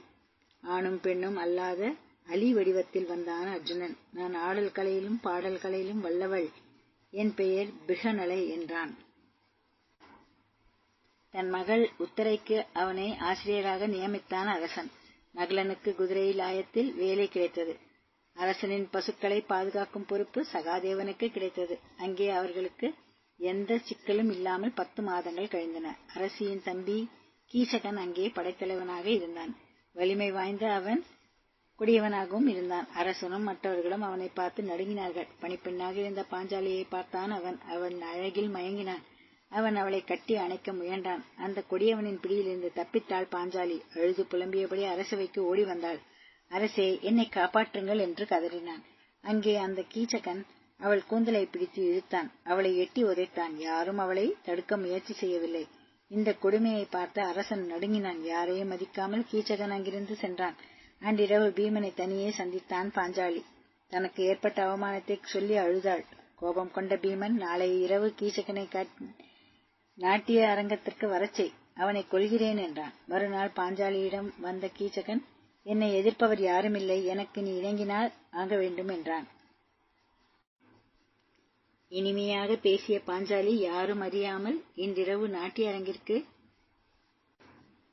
வாருங்கள், எண்ணம் நிறைவேறும் என்றாள். நாட்டிய அரங்கிற்கு வந்த அவனை கொன்றான் பீமன். அரசரிடம் வந்த பாஞ்சாலி, என்னை காக்கும் கந்தர்வர்கள் கீசகனை கொன்றுவிட்டார்கள் என்றாள். குருதி வெள்ளத்தில் கீச்சகன் கிடப்பதை பார்த்து அரசரும் மற்றவர்களும் திகைத்தார்கள். பாண்டவர்கள் காற்றைப் போல மறைந்து விட்டார்களே என்று, எங்கே இருக்கிறார்கள் தெரியவில்லையே என்று குழம்பினான் துரியோதனன். கீச்சகன் கொல்லப்பட்ட செய்தி அவனுக்கு கிடைத்தது. கீச்சகனை கொண்டவன் பீமனாகவே இருக்க வேண்டும். பாண்டவர்கள் விராட நகரத்தில் மறைந்திருக்க வேண்டும் என்று முடிவுக்கு வந்தார்கள். மத்ஸ்ய நாட்டின் பகை அரசனாகிய சுதர்மனுடன் கலந்து பேசினான். இருவரும் மத்ஸ்ய நாட்டை தனித்தனியே தாக்குவது என்று முடிவு செய்தனர். அதன்படி மத்ஸ்ய நாட்டின் தென் பகுதியை சுதர்மன் தாக்கினான். எதிர்த்த விராட மன்னனை சிறைப்படுத்தினான். இதை அறிந்த தர்மன், பீமா, நாம் மறைந்து வாழ வேண்டிய கடைசி நாள் இது. நாம் யார் என்ற உண்மை வெளிப்படக்கூடாது. கவனமாக நடந்து கொள். விராட மன்னனை மீட்டு வா என்றான். விரைந்து சென்ற பீமன் சுதர்மனை தோற்கடித்தான். விராட அரசனை மீட்டான். கௌரவர்களின் பெரிய படை மத்ஸ்ய நாட்டு வடப்பகுதியை தாக்கியது. எதிர்ப்பு இல்லாததால் ஆரவாரமாக முன்னேறியது. எதிரிகளின் படையைக் கண்டு இளவரசன் உத்திரன் நடுங்கினான். மாறுவேடத்தில் தேரோட்டியாக இருந்த அர்ஜுனன், இளவரசே, அச்சம் வேண்டாம், நான் தான் அர்ஜுனன். இவர்களை எப்படி எதிர்ப்பது என்று எனக்கு தெரியும். வெற்றி நமதே என்றான். மகிழ்ந்த உத்திரன், நான் தேரை ஓட்டுகிறேன், நீங்கள் போர் செய்யுங்கள் என்றான். படைக்கருவிகள் இருந்த மரத்தின் அருகே நின்றது தேர். தன் வில்லையும் அம்புகளையும் எடுத்துக்கொண்டான் அர்ஜுனன். பெருத்த ஓசையுடன் தேர் அங்கிருந்து புறப்பட்டது. காண்டீபத்தின் நானொலி எங்கும் கேட்டது. தேரில் அர்ஜுனன் இருக்கிறான், மறைந்து வாழும் காலத்திற்கு முன்னரே வெளிப்பட்டு விட்டான் என்று மகிழ்ச்சியுடன் சொன்னான் துரியோதனன். கணக்குப்படி நேற்றுடன் அவர்களின் அஞ்ஞான காலம் முடிந்தது என்றார் பீஷ்மர். அப்பொழுது அர்ஜுனனின் தேர் அங்கு வந்தது. அவனின் அம்புகளை எதிர்த்து நிற்க யாராலும் முடியவில்லை. எல்லோரும் தொற்று ஓடினார்கள். வெற்றி வீரர்களாக அர்ஜுனனும் உத்திரனும் விராட நகரத்திற்குள் நுழைந்தார்கள். பாண்டவர்கள் மாறுவேடத்தில் இருந்த உண்மையை அறிந்தான் விராட மன்னன். அவர்களிடம் மன்னிப்பு வேண்டினான். இவ்வளவு காலம் எங்களை ஆதரித்தீர்கள், அதற்கு நாங்கள் நன்றி சொல்ல வேண்டும் என்றான் தருமன். நீங்களும் நானும் உறவினர்களாக வேண்டும். என் மகள் உத்தரையை அர்ஜுனனுக்கு திருமணம் செய்ய நினைக்கிறேன் என்றார் விராட அரசன். அதற்கு அர்ஜுனன், என் மாணவி உத்தரை, அவளை நான் திருமணம் செய்து கொள்வது தகாது. என் மகன் அபிமன்யுவிற்கு அவளை திருமணம் செய்து வையுங்கள் என்றார். அபிமன்யுவிற்கும் உத்தரைக்கும் சீரும் சிறப்பமாக திருமணம் நடந்தது. பாண்டவர்கள் தங்களுக்கு உரிய ஆட்சியை எப்படி பெறுவது, இது குறித்து ஆராய்வதற்காக விராட அரசவை கூடியது. நட்பு அரசர்கள் பலர் அதில் கலந்து கொண்டனர். கண்ணன், பலராமன், துர்பதன் போன்றோரும் அங்கே இருந்தனர். அந்த கூட்டத்தில் சூதாட்டத்தின் நிபந்தனைப்படி பாண்டவர்கள் நடந்து கொண்டனர். அவர்களுக்கு உரிய நாட்டை திரும்பப் தருவதே முறை. இது குறித்து திருதராஷ்டிரனுக்கு தூதை அனுப்புவோம். எதிரியை நம்ப முடியாது, போர் ஏற்பட வாய்ப்புள்ளது. அதற்காக வலிமையான அரசர்களை நம் பக்கம் சேர்ப்போம் என்று முடிவு செய்தார்கள். துவாரகைக்கு புறப்பட்டார் கண்ணன். விராட அவையில் நிகழ்ந்ததையெல்லாம் ஒற்றர்கள் வழியாக அறிந்தான் துரியோதனன். வலிமை வாய்ந்த அரசர்களை தன் பக்கம் சேர்க்க நினைத்தான். கண்ணனின் உதவியை நாடி துரியோதனனும் அர்ஜுனனும் துவாரகைக்கு வந்தனர். இருவரையும் வரவேற்ற கண்ணன், நீங்கள் இருவருமே என் உறவினர்கள், இருவருக்கும் உதவி செய்ய எண்ணுகிறேன். ஒரு பக்கம் வலிமை வாய்ந்த என் படை உள்ளது, மாவீரர்கள் பலர் அதில் உள்ளனர். இன்னொரு பக்கம் நான் இருக்கிறேன். போர்க்களத்தில் படைக்கருவிகள் எதையும் பயன்படுத்த மாட்டேன். யார் எதை தேர்ந்தெடுக்கிறீர்கள் என்று கேட்டார். கண்ணா, உன் துணை வேண்டும், எனக்கு தேரோட்டியாக இருந்து அருள வேண்டும் என்று வேண்டினான் அர்ஜுனன். கண்ணன் போர் செய்ய போவதில்லை, பெரிய படை நமக்கு கிடைத்தது என்று மகிழ்ந்தான் துரியோதனன். தன் ஆசிரியர் பலராமனிடம் வந்தான் அவன். அவர் உதவியை வேண்டினான். என் தம்பி கண்ணன் பாண்டவர் பக்கம் இருக்கிறான். அவனுக்கு எதிராக என்னால் போர் செய்ய இயலாது. போர்க்களத்தில் வீரத்துடன் போரிடு, என் வாழ்த்துக்கள் என்றார் அவர். பாண்டவர்கள் தங்கள் துணைப்படைகளுடன் உபப்ளாவியத்தில் தங்கியிருந்தனர். அர்ஜுனனும் கண்ணனும் அங்கு வந்தனர். பாண்டவர்களின் தூதராக தௌமிய முனிவர் அஸ்தினாபுரம் வந்தார். திருதராஷ்டிரனை வணங்கிய அவர், சூதாட்டத்தின் நிபந்தனைப்படி பாண்டவர்கள் நடந்து கொண்டார்கள். இந்திரபிரஸ்தத்தை அவர்களிடம் ஒப்படையுங்கள், மறுத்தால் அவர்கள் போர் செய்யவும் தயாராக உள்ளார்கள் என்றார். அங்கிருந்த துரியோதனன், அஞ்ஞானவாசம் முடிவதற்கு பாண்டவர்கள் வெளிப்பட்டு விட்டார்கள், அதனால் அவர்கள் மீண்டும் வனவாசம் செல்ல வேண்டும் என்றான். குறுக்கிட்ட பீஷ்மர், 13 ஆண்டுகள் கழித்தே பாண்டவர்கள் வெளிப்பட்டார்கள், எதையும் அறியாமல் பேசாதே என்று அவனை அடக்கினார். தூதரை பார்த்த திருதராஷ்டிரன், எங்கள் தூதராக சஞ்சயர் அங்கு வருவார், அமைதி குறித்து அவர் பேசுவார் என்றார். திருதராஷ்டிரனின் தூதராக சஞ்சயன் உபப்ளாவியம் வந்தார். பாண்டவர்களுக்கு துணையாக நிற்கும் அரசர்களையும் படைகளையும் பார்த்தார். கண்ணனும் அங்கே வந்தார்.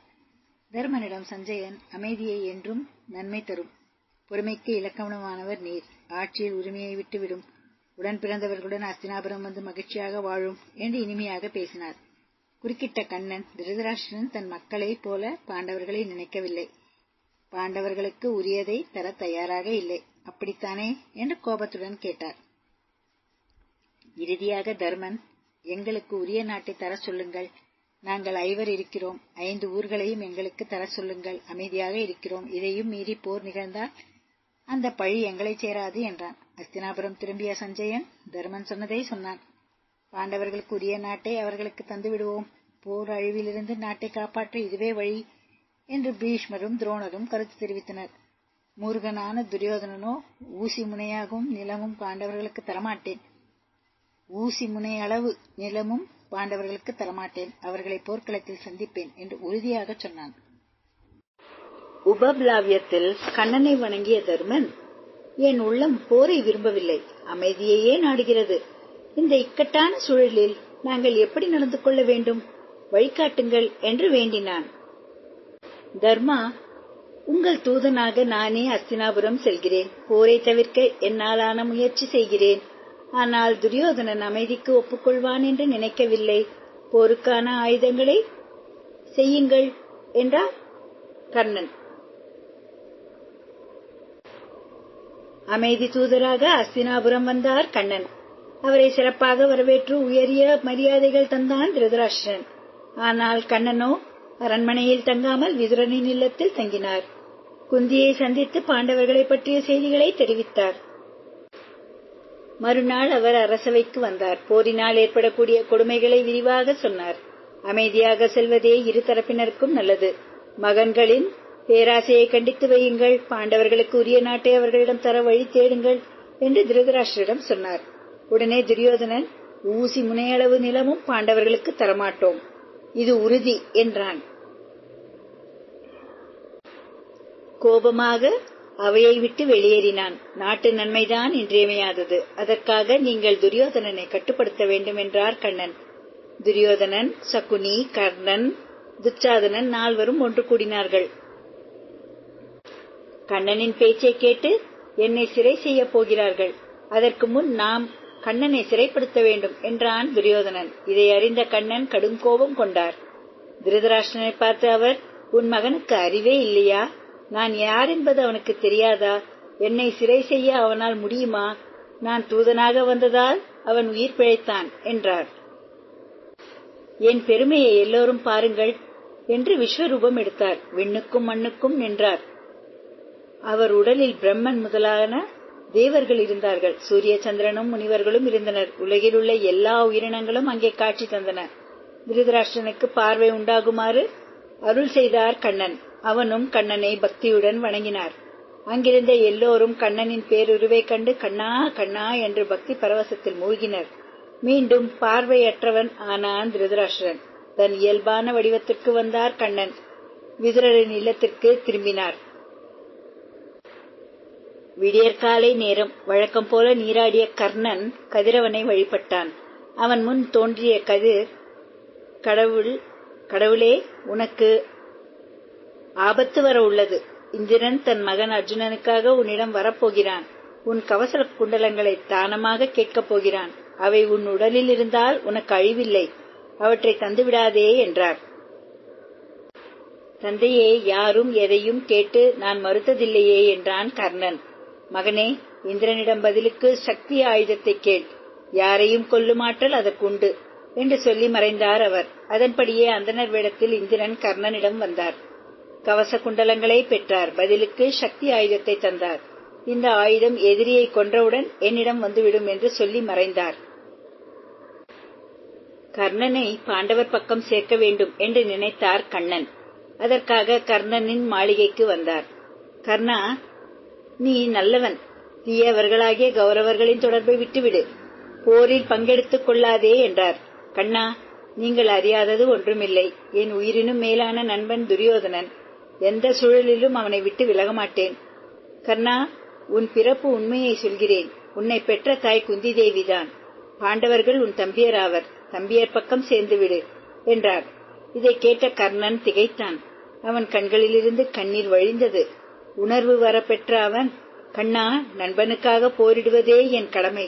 போரில் இறக்க நேர்ந்தாலும் எனக்கு கவலை இல்லை என்று உறுதியாக சொன்னான். ஏமாற்றத்துடன் திரும்பிய கண்ணன் குந்தி தேவியை சந்தித்தார். கர்ணனிடம் சென்று, அவன் தாய் என்ற உண்மையை சொல். பாண்டவர்கள் பக்கம் அவனை சேர்க்க முயற்சி செய். இயலாவிட்டால் 2 வரங்களை கேள் என்று அவளை அனுப்பி வைத்தார். அதன்படியே கர்ணனை சந்தித்தாள் குந்தி. அவன் மீது பாசமழை பொழிந்தாள். தம்பியர் பக்கம் சேர்ந்துவிடு என்று வேண்டினாள். கர்ணனோ அதை ஏற்க மறுத்துவிட்டான். மகனே, பாண்டவர்களில் அர்ஜுனனை தவிர யாரையும் கொல்லக்கூடாது. நாகாஸ்திரத்தை 1 முறைக்கு மேல் பயன்படுத்தக்கூடாது என்ற இந்த 2 வரங்களை எனக்கு தா என்று கேட்டாள் அவள். அப்படியே தந்தேன் என்றான் கர்ணன். அம்மா, நான் யார் என்ற உண்மையை யாரிடம் வெளிப்படுத்த வேண்டாம் என்றான். அப்படியே செய்கிறேன் என்று வாக்கு தந்தாள் குந்தி. முயற்சி வெற்றி பெறாத கண்ணன் அஸ்தினாபுரத்தை விட்டு புறப்பட்டார். பாண்டவர்களிடம் வந்த அவர் யாருடைய அறிவுரையையும் துரியோதனன் கேட்கவில்லை. போர் செய்வதை தவிர நமக்கு வேறு வழி இல்லை என்றார். பாண்டவர்கள் போருக்கான ஆயத்தங்களை மும்முரமாக செய்தார்கள். 7 அக்ரோனி படைகள் அவர்கள் பக்கம் சேர்ந்தன. திஷ்டத்துமன் படைத்தலைவனாக நியமிக்கப்பட்டான். 4 வகை படைகளும் அணிவகுத்து குருஷேத்திரத்தை அடைந்தார்கள். அஸ்தினாபுரத்திலும் போருக்கான ஏற்பாடுகள் மும்முரமாக நடந்தன. கௌரவர் பக்கம் 11 அக்ரோனி படைகள் குவிந்தன. பீஷ்மரை வணங்கிய துரியோதனன் கௌரவர் படைக்கு தலைமை ஏற்க வேண்டும், வெற்றியை தேடித் தர வேண்டும் என்று வேண்டினான். மகிழ்ந்த அவர், துரியோதனா, கௌரவர்களைப் போலவே பாண்டவர்களும் என் அன்புக்கு உரியவர்கள். அதனால் பாண்டவர்களும் நான் கொல்ல மாட்டேன். ஆனால் அவர்கள் படைக்கு பேரழிவை ஏற்படுத்துவேன். நாள்தோறும் 10,000 வீரர்களை கொல்வேன். கர்ணன் போர்க்களத்தில் இருந்தால் நான் போரிட மாட்டேன், இவற்றிற்கு ஒப்புக்கொண்டால் தலைமை ஏற்கிறேன் என்றார். அங்கிருந்த கர்ணன் இதை கேட்டு கோபம் கொண்டான். பீஷ்மர் உயிருடன் இருக்கும் வரை நான் போரிட மாட்டேன் என்றான். கௌரவர் படைக்கு தலைமை ஏற்றார் பீஷ்மர். துரியோதனனை மகிழ்ச்சிப்படுத்த நினைத்தார். எதிரி படை தலைவர் ஒவ்வொருவர் வலிமையையும் சொன்னார். தன்னிடம் அவர்கள் அடையப் போகும் தோல்வியையும் சொன்னார். காசி இளவரசன் சிகண்டியுடன் நான் போர் செய்ய மாட்டேன் என்றார். ஏன் என்று கேட்டான் துரியோதனன். எப்பொழுதோ நிகழ்ந்த நிகழ்ச்சி. என்னால் தன் வாழ்வை இழந்ததாக நினைத்தாள் அம்பா. என்னை கொல்வதற்காக சிவபெருமானை வேண்டி தவம் இருந்தாள். அடுத்த பிறவியில் பீஷ்மரை கொல்வாய் என்று வரம் தந்தார் சிவபெருமான். காத்திருக்க விரும்பாத அவள் தீயில் பாய்ந்து உயிரை விட்டாள். காசி அரசனுக்கு மகளாக பிறந்தாள். மகனைப் போலவே அவளை வளர்த்தார்கள். ஓர் யக்ஷனின் உதவியால் அவள் ஆணாகவே மாறினாள். ஆணும் பெண்ணும் அல்லாத அவளுடன் நான் போரிட மாட்டேன் என்றார் பீஷ்மர். கௌரவர் படைகளும் குருஷேத்திரத்தை அடைந்தன. மறுநாள் போர் தொடங்குவது என்று முடிவு செய்தனர். வியாசமுனிவர் அஸ்தினாபுரம் வந்தார். திருதராஷ்டிரரிடம் அவர், சஞ்சயனுக்கு ஞான பார்வை வழங்குகிறேன், இங்கே இருந்தபடியே போர்க்களத்தில் நிகழ்வதை அவன் விளக்கமாக சொல்வான் என்றார். மறுநாள் கதிரவன் எழுந்தான். இருதரப்பு படையினரும் அணிவகுத்து நின்றனர். கண்ணனுக்கு எட்டிய தொலைவு வரை படைகளே காட்சி தந்தன. 2 பெரிய கடல்கள் எதிரெதிரே நிற்பது போல தோன்றின. வெள்ளை குதிரைகள் பூட்டப்பட்ட வெள்ளித்தேரில் அமர்ந்திருந்தார் பீஷ்மர். தன் வீரர்களை உற்சாகப்படுத்திக் கொண்டிருந்தார். கையில் காண்டீபத்துடனும் பெருமிதமாக தேரில் அமர்ந்தான் அர்ஜுனன். அதில் கண்ணன் தேரோட்டியாக அமர்ந்திருந்தார். தன் தேரில் இருந்து இறங்கினான் தருமன். கௌரவர் படையை நோக்கி நடந்தான். தலைமை தாங்கிய பீஷ்மரை பணிவாக வணங்கினான். போர் தொடங்க உங்கள் அனுமதி வேண்டும் என்று வேண்டினான்.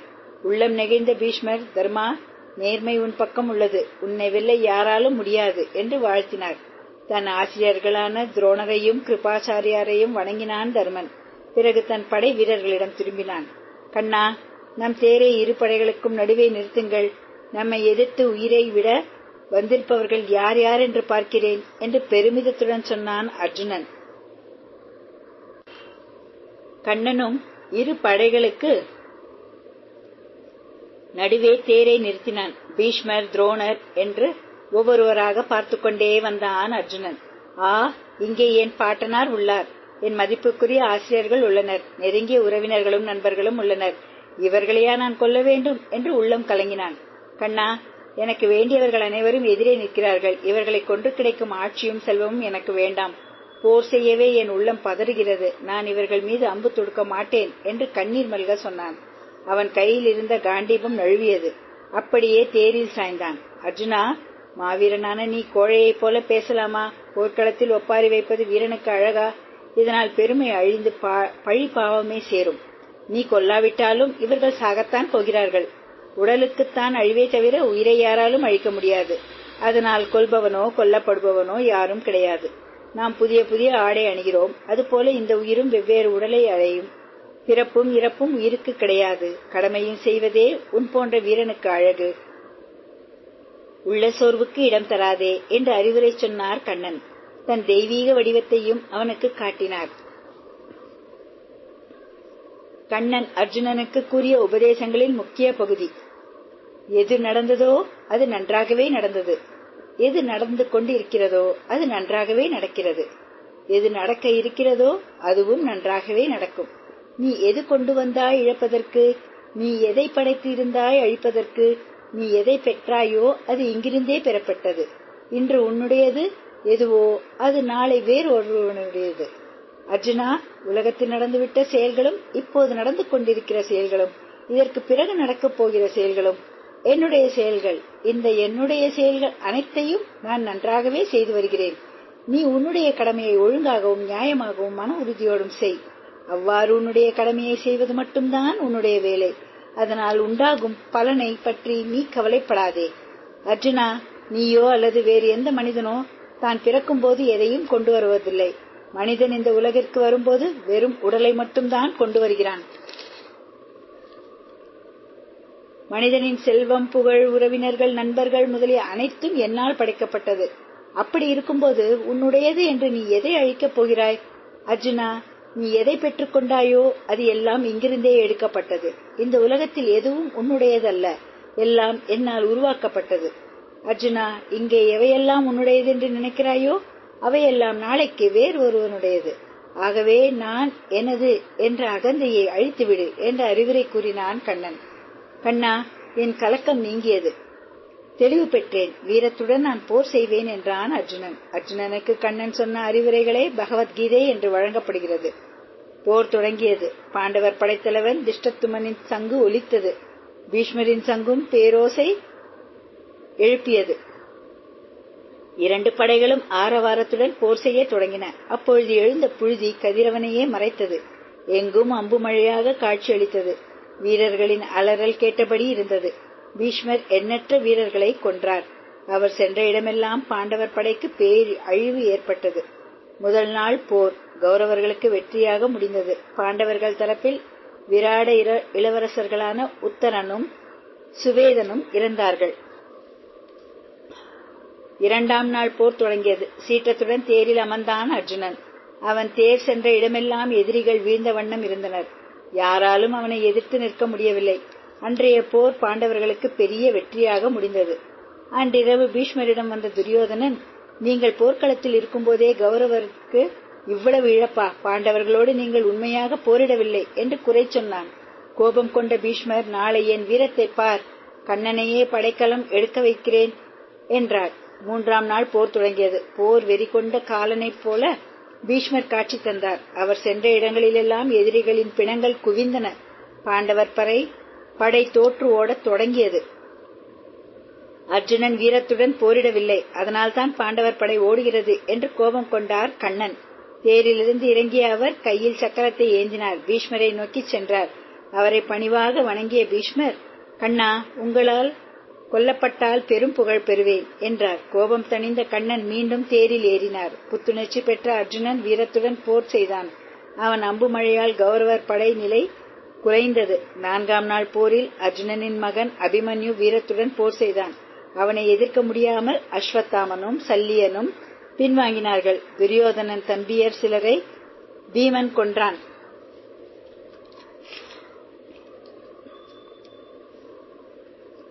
ஐந்தாம் நாளும் ஆறாம் நாளும் போர் நடந்தது. இரு தரப்பினரும் நிறைய வீரர்கள் மாண்டனர். ஏழாம் நாளும் எட்டாம் நாளும் கௌரவர்களுக்கு பெருத்த சேதம் ஏற்பட்டது. சிகண்டியை முன்னிறுத்தி பீஷ்மரை எதிர்த்தான் தர்மன். சிகண்டியுடன் போர் செய்ய பீஷ்மர் தயங்கினார். தன் தேரை வேறு பக்கம் திருப்பினார். துரியோதனன் தம்பியரில் மேலும் சிலரை பீமன் கொன்றான்.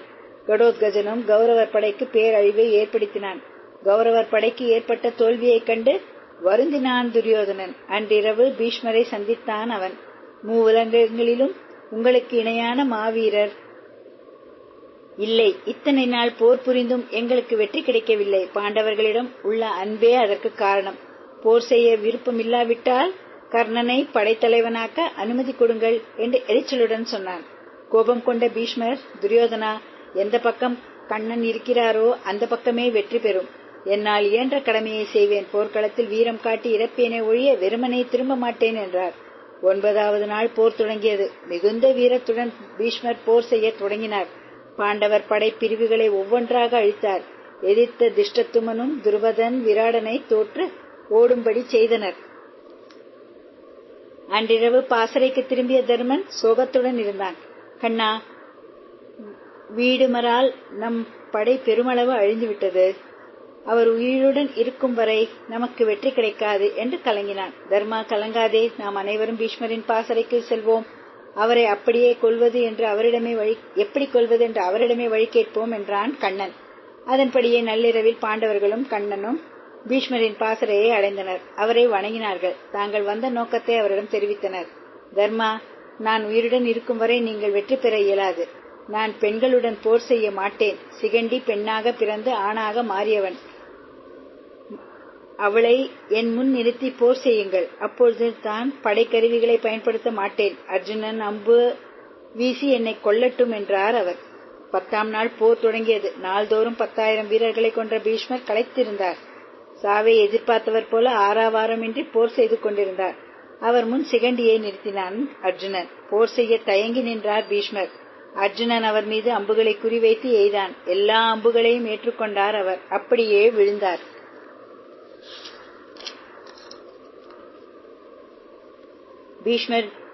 விழுந்தார் என்ற செய்தி எங்கும் பரவியது. இரு தரப்பினரும் போர் செய்வதை நிறுத்தினார்கள். அம்பு படுக்கையில் கிடந்த பீஷ்மரை எல்லோரும் வணங்கினார்கள்.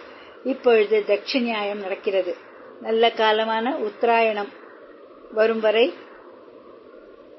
நாம் உயிருடன் இருப்பேன் என்றார் அவர். நள்ளிரவில் கர்ணன் அங்கு வந்து அவரை வணங்கினான். கர்ணா, நீ குந்தியின் மைந்தன், வீரத்தின் அர்ஜுனனுக்கு இணையானவன். நான் என்ற ஆணவம் உன்னிடம் மிகுதியாக இருந்தது. அதனால்தான் உன்னிடம் கொடுமையாக நடந்து கொண்டேன் என்றார் அவர்.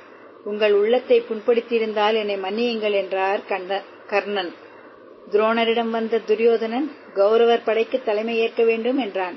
மகிழ்ந்த துரோணர், துரியோதனா, என்னிடம் என்ன எதிர்பார்க்கிறாய்? நிறைவேற்றி வைக்கிறேன் என்றார். தருமனை உயிருடன் சிறைப்பிடித்து வாருங்கள். துரியோதனா, போர்க்களத்தில் என் குறுக்கே வராமல் அர்ஜுனனை தடுத்துவிடு. நான் தருமனை சிறைப்பிடித்து விடுகிறேன் என்று வாக்குறுதி தந்தார். அவர் பாண்டவர்களுக்கு இந்த செய்தி தெரிந்தது. தருமனை பாதுகாக்க முடிவு செய்தார்கள். 11ஆம் நாள் போர் துவங்கியது.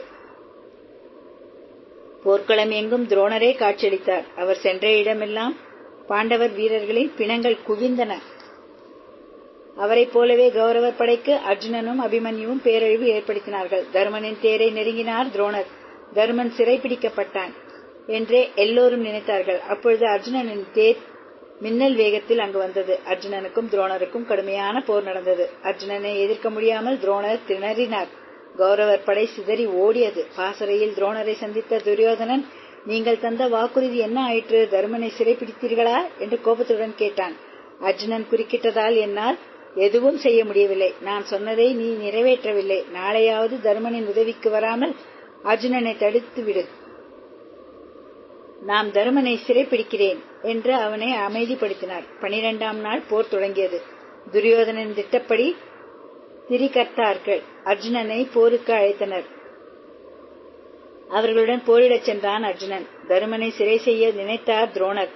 பாண்டவர் படையை நோக்கி முன்னேறினார். தருமனுக்கு உதவியாக நின்றவர்களை தோற்று ஓடச் செய்தார். அவருக்கு அஞ்சிய தருமன் போர்க்களத்தை விட்டே ஓடிவிட்டான். இன்னொரு பக்கத்தில் பீமன் பதற்றத்தோடு போர் செய்தான். அர்ஜுனன் திரிகர்த்தர்களை கொன்றான். எதிர்த்த கௌரவர் படைகளை அழித்தான். பாண்டவர்களுக்கு வெற்றியாக அன்றைய போர் இருந்தது. துரோணரை சந்தித்த துரியோதனன், இன்றும் உங்களால் தருமனை சிறைப்பிடிக்க முடியவில்லையா என்று கேலி செய்தான். துரியோதனா, நாளைய போரில் நான் சக்கரவியூகம் அமைக்கிறேன். அதை யாராலும் எளிதில் ஊடுருவ முடியாது. நீ அர்ஜுனனை வேறு பக்கம் அழைத்து சென்றுவிடு. உன் எண்ணத்தை நிறைவேற்றி வைக்கிறேன் என்றார். 13ஆம் நாள் போர் தொடங்கியது.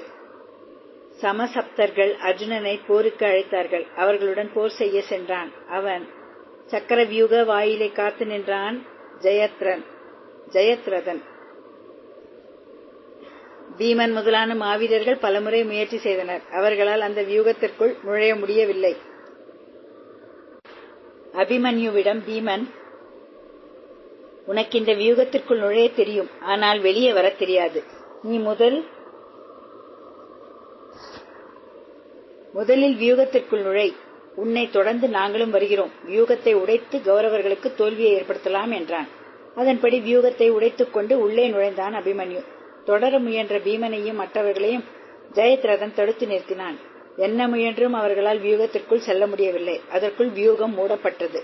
வியூகத்திற்குள் தனியே சிக்கிக் கொண்டான் அபிமன்யு. அவனை துரோணர், கர்ணர், அஸ்வத்தாமன் போன்றோர் சூழ்ந்து கொண்டனர். வீரத்துடன் போரிட்ட அவனை அவர்கள் கொன்றார்கள். சமசப்தர்களை வென்று திரும்பினான் அர்ஜுனன். மகன் அபிமன்யுவின் சாவு அவன் நிலைகுலைய செய்தது. என் மகன் சாவிற்கு ஜெயத்ரதனே காரணம். நாளை கதிரவன் மறையும் முன் அவனை கொல்வேன், இல்லையேல் என் உயிரை விடுவேன் என்று சபதம் செய்தான். 14ஆம் நாள் போர் தொடங்கியது. ஜெயத்ரதன் கௌரவர் படையால் நன்கு பாதுகாக்கப்பட்டான். அர்ஜுனரால் அவனை நெருங்கவே முடியவில்லை. மாலை நேரம் வந்தது. தன் சக்கரத்தால் கதிரவனை மறைத்தார் கண்ணன். எங்கும் இருள் சூழ்ந்தது. சபதத்தில் தோற்ற அர்ஜுனன் உயிரை விட முடிவு செய்தான். அதற்காக தீ வளர்க்கப்பட்டது. அர்ஜுனன் இறப்பதைக் காண ஜெயத்ரதனும் பலரும் மகிழ்ச்சியோடு அங்கே வந்திருந்தார்கள். தன் சக்கரத்தை விளக்கினார் கண்ணன். கதிரவனின் ஒளி எல்லோர் மீதும் வீசப்பட்டது. அர்ஜுனா, இன்னும் கதிரவன் மறையவில்லை, அம்பு விடு என்றார் கண்ணன். அர்ஜுனனின் அம்பு குறி தவறவில்லை. ஜெயத்ரதனின் தலையை துண்டித்து வீழ்த்தியது. சூழ்ச்சியால் ஜெயத்ரதன் கொல்லப்பட்டதை அறிந்து துடிதுடித்தான் துரியோதனன். இவர்கள் பகலை இரவாக மாற்றினார்கள். நான் இரவை பகலாக மாற்றுகிறேன், இன்றிரவும் போர் நடக்கட்டும் என்றான். அதன்படி இரவில் 2 படைகளும் போர் செய்ய தொடங்கின. வீரத்துடன் போர் செய்ய துரோணரும் துருபதனும் விராடனையும் கொன்றனர். துரியோதனின் தம்பியர் சிலரை பீமன் கொன்றான். பீமனின் மகனான கடோத்கஜன் இரவில் மிகுந்த வலிமை பெற்றான். கௌரவர் படையை கலக்கி எண்ணற்ற வீரர்களை கொண்டான். சக்தி ஆயுதத்தை கடோத்கஜனின் மேல் எறிந்தான் கர்ணன். அது கடோத்கஜனை கொன்றுவிட்டு இந்திரனிடம் சேர்ந்தது. கர்ணன் சக்தி ஆயுதத்தை இழந்து விட்டான். அர்ஜுனனுக்கு ஆபத்து நீங்கியது என்று பாண்டவர்கள் மகிழ்ந்தார்கள். 14ஆம் நாள் போர் தொடங்கியது. போர் வெறி கொண்டவராக இருந்தார் துரோணர். அவர் சென்ற இடமெல்லாம் பாண்டவர் படை அழிந்தது. எதிர்த்த படைத்தலைவர்கள் தோற்றுப்பின் வணங்கினார்கள். இதை பார்த்த கண்ணன் தர்மனிடம் வந்தார். தர்மா, நேர்மையான வழியில் துரோணரை கொல்ல முடியாது. அவருடைய மகன் அஸ்வத்தாமன் இறந்தான் என்று நீ சொல்ல வேண்டும். அதை நம்பும் அவர் பிள்ளை பாசத்தால் உள்ளம் கலங்குவார். போர்க்கருவிகளை கீழே போடுவார். அப்பொழுது அவரை கொண்டு விடலாம் என்றார்.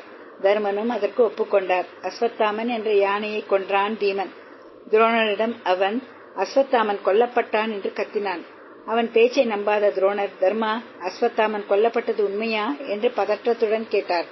இறந்தது அஸ்வத்தாமன் என்ற உரத்த குரலில் சொன்னான் தர்மன். மெல்லிய குரலில் என்ற யானை என்றான். இதை கேட்ட துரோணர் தன் ஒரே மகன் இறந்து விட்டான், போர் செய்து என்ன பயன் என்று கலங்கினார். அவர் கையில் இருந்த வில்லும் வாளும் நழுவி கீழே விழுந்தன. அப்படியே தியானத்தில் ஆழ்ந்தார். அவர் தேரில் பாய்ந்தார். திஷ்டத்தும்மன் தன் வாளால் அவரின் தலையை வெட்டி வீழ்த்தினான். படைத்தலைவரை இழந்த கௌரவர் படை கலங்கியது. பாண்டவர் படை ஆரவாரம் செய்தது. தன் தந்தை வஞ்சகமாக கொல்லப்பட்டதை அறிந்தான் அஸ்வத்தாமன். கோபத்தால் துடித்த அவன் பாண்டவர்களை கொடுமையாக பழி வாங்குவேன் என்று சபதம் செய்தான்.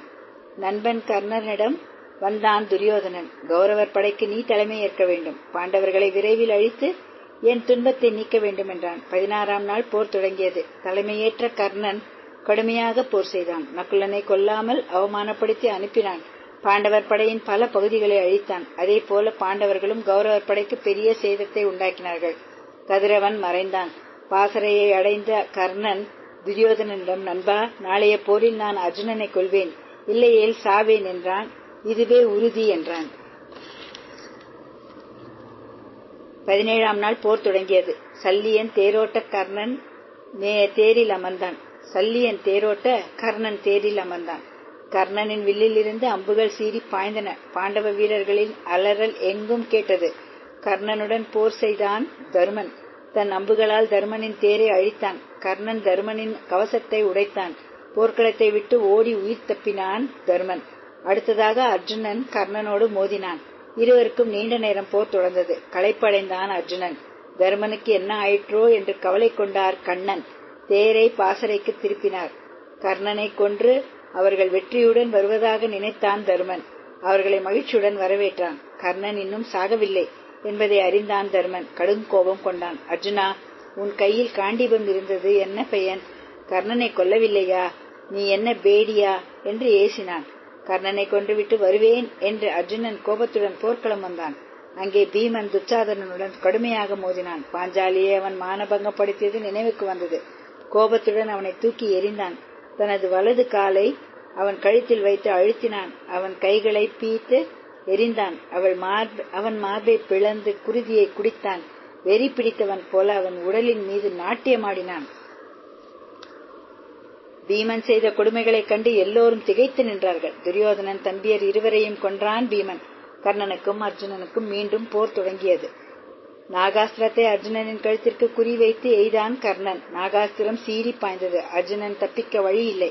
அவன் இறந்தான் என்றே எல்லோரும் நினைத்தார்கள். தேரோட்டியாக இருந்த கண்ணன் தன் கட்டை விரலால் தேரை அழுத்தினார். தேர் அப்படியே ஓரடி நிலத்தில் அழுந்தியது. நாகாஸ்திரம் அர்ஜுனனின் மணிமுடியை தள்ளிவிட்டு சென்றது. எல்லாம் ஒரு நொடிக்குள் நடந்து முடிந்தது.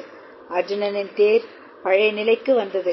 கர்ணனும் அர்ஜுனனும் ஒருவர் மீது ஒருவர் அம்புகளை எய்து கொண்டிருந்தார்கள். அவர்கள் அம்புகளால் போர்க்களமே மூடப்பட்டது போல இருந்தது. திடீரென்று கர்ணனின் தேர் சக்கரம் ஒன்று நிலத்தில் அழுத்தியது. தேரிலிருந்து இறங்கிய கர்ணன் அந்த சக்கரத்தை தூக்க முயற்சி செய்தான். அப்பொழுது அர்ஜுனனின் அம்பு கர்ணனை வீழ்த்தியது. கர்ணன் கொல்லப்பட்டதை அறிந்த துரியோதனன், நண்பா, நீயும் என்னை விட்டு போய்விட்டாயா? இனி நான் என்ன செய்வேன் என்று புலம்பினான். குந்தி தேவி போர்க்களத்திற்கு ஓடி வந்தாள். இறந்து கிடந்த கர்ணன் உடலை தன் மடியில் கிடத்தினாள். மகனே, என்னை விட்டு போய்விட்டாயா என்று கதறி அழுதாள். கர்ணன் யார் என்றவுமே பாண்டவர்களுக்கு தெரிந்தது. அண்ணனை கொன்று விட்டோமே என்று அவர்கள் வருந்தினார்கள்.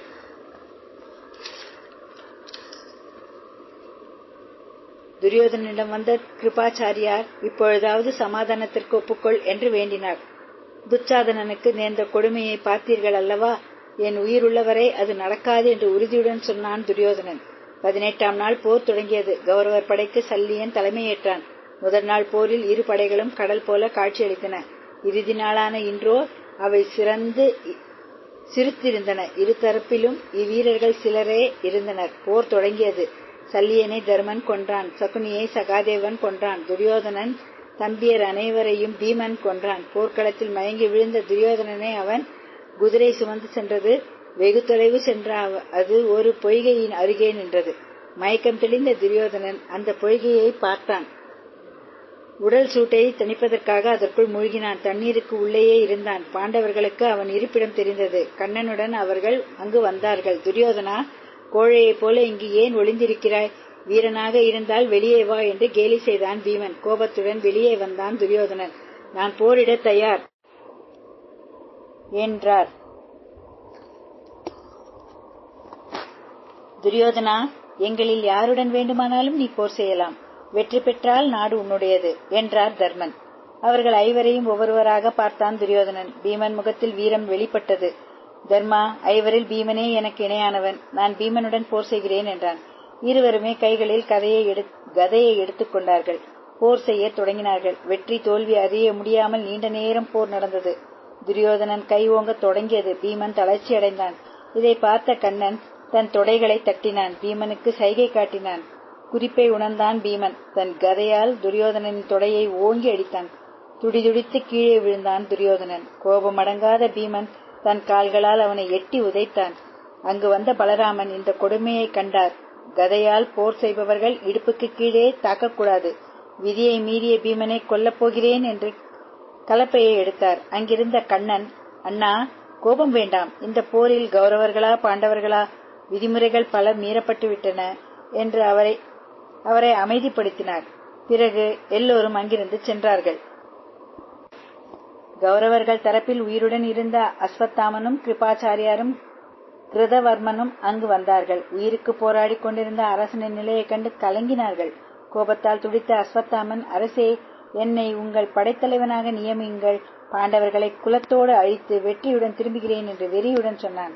நீயே என் படைக்கு தலைவன் என்றான் துரியோதனன். கிருபாச்சாரியாரையும் கிருதவர்மனையும் தன்னுடன் அழைத்துச் சென்றான் அஸ்வத்தாமன். நள்ளிரவில் அவர்கள் மூவரும் பாண்டவர் பாசறையை அடைந்தனர். பாண்டவர்களோ கண்ணனின் அறிவுரைப்படி கௌரவர்கள் பாசறையில் தங்கியிருந்தனர். கிருபாச்சாரியாரே, நீங்களும் கிருதவர்மனும் பாசறைக்கு வெளியே காவல் இருங்கள். யாரையும் தப்பி செல்ல விடாதீர்கள்.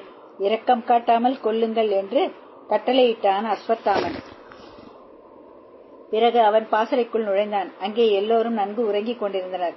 நல்ல வாய்ப்பு என்று மகிழ்ந்தான் அவன். அங்கிருந்த திருஷ்டத்துமனை கொன்றான். உப பாண்டவர்களை கொன்றான். பாஞ்சால படையினர் அனைவரையும் அழித்தான். அப்பொழுதும் அவன் வெறி அடங்கவில்லை. அந்த பாசறையை எரிந்து சாம்பலாக்கினான். பிறகு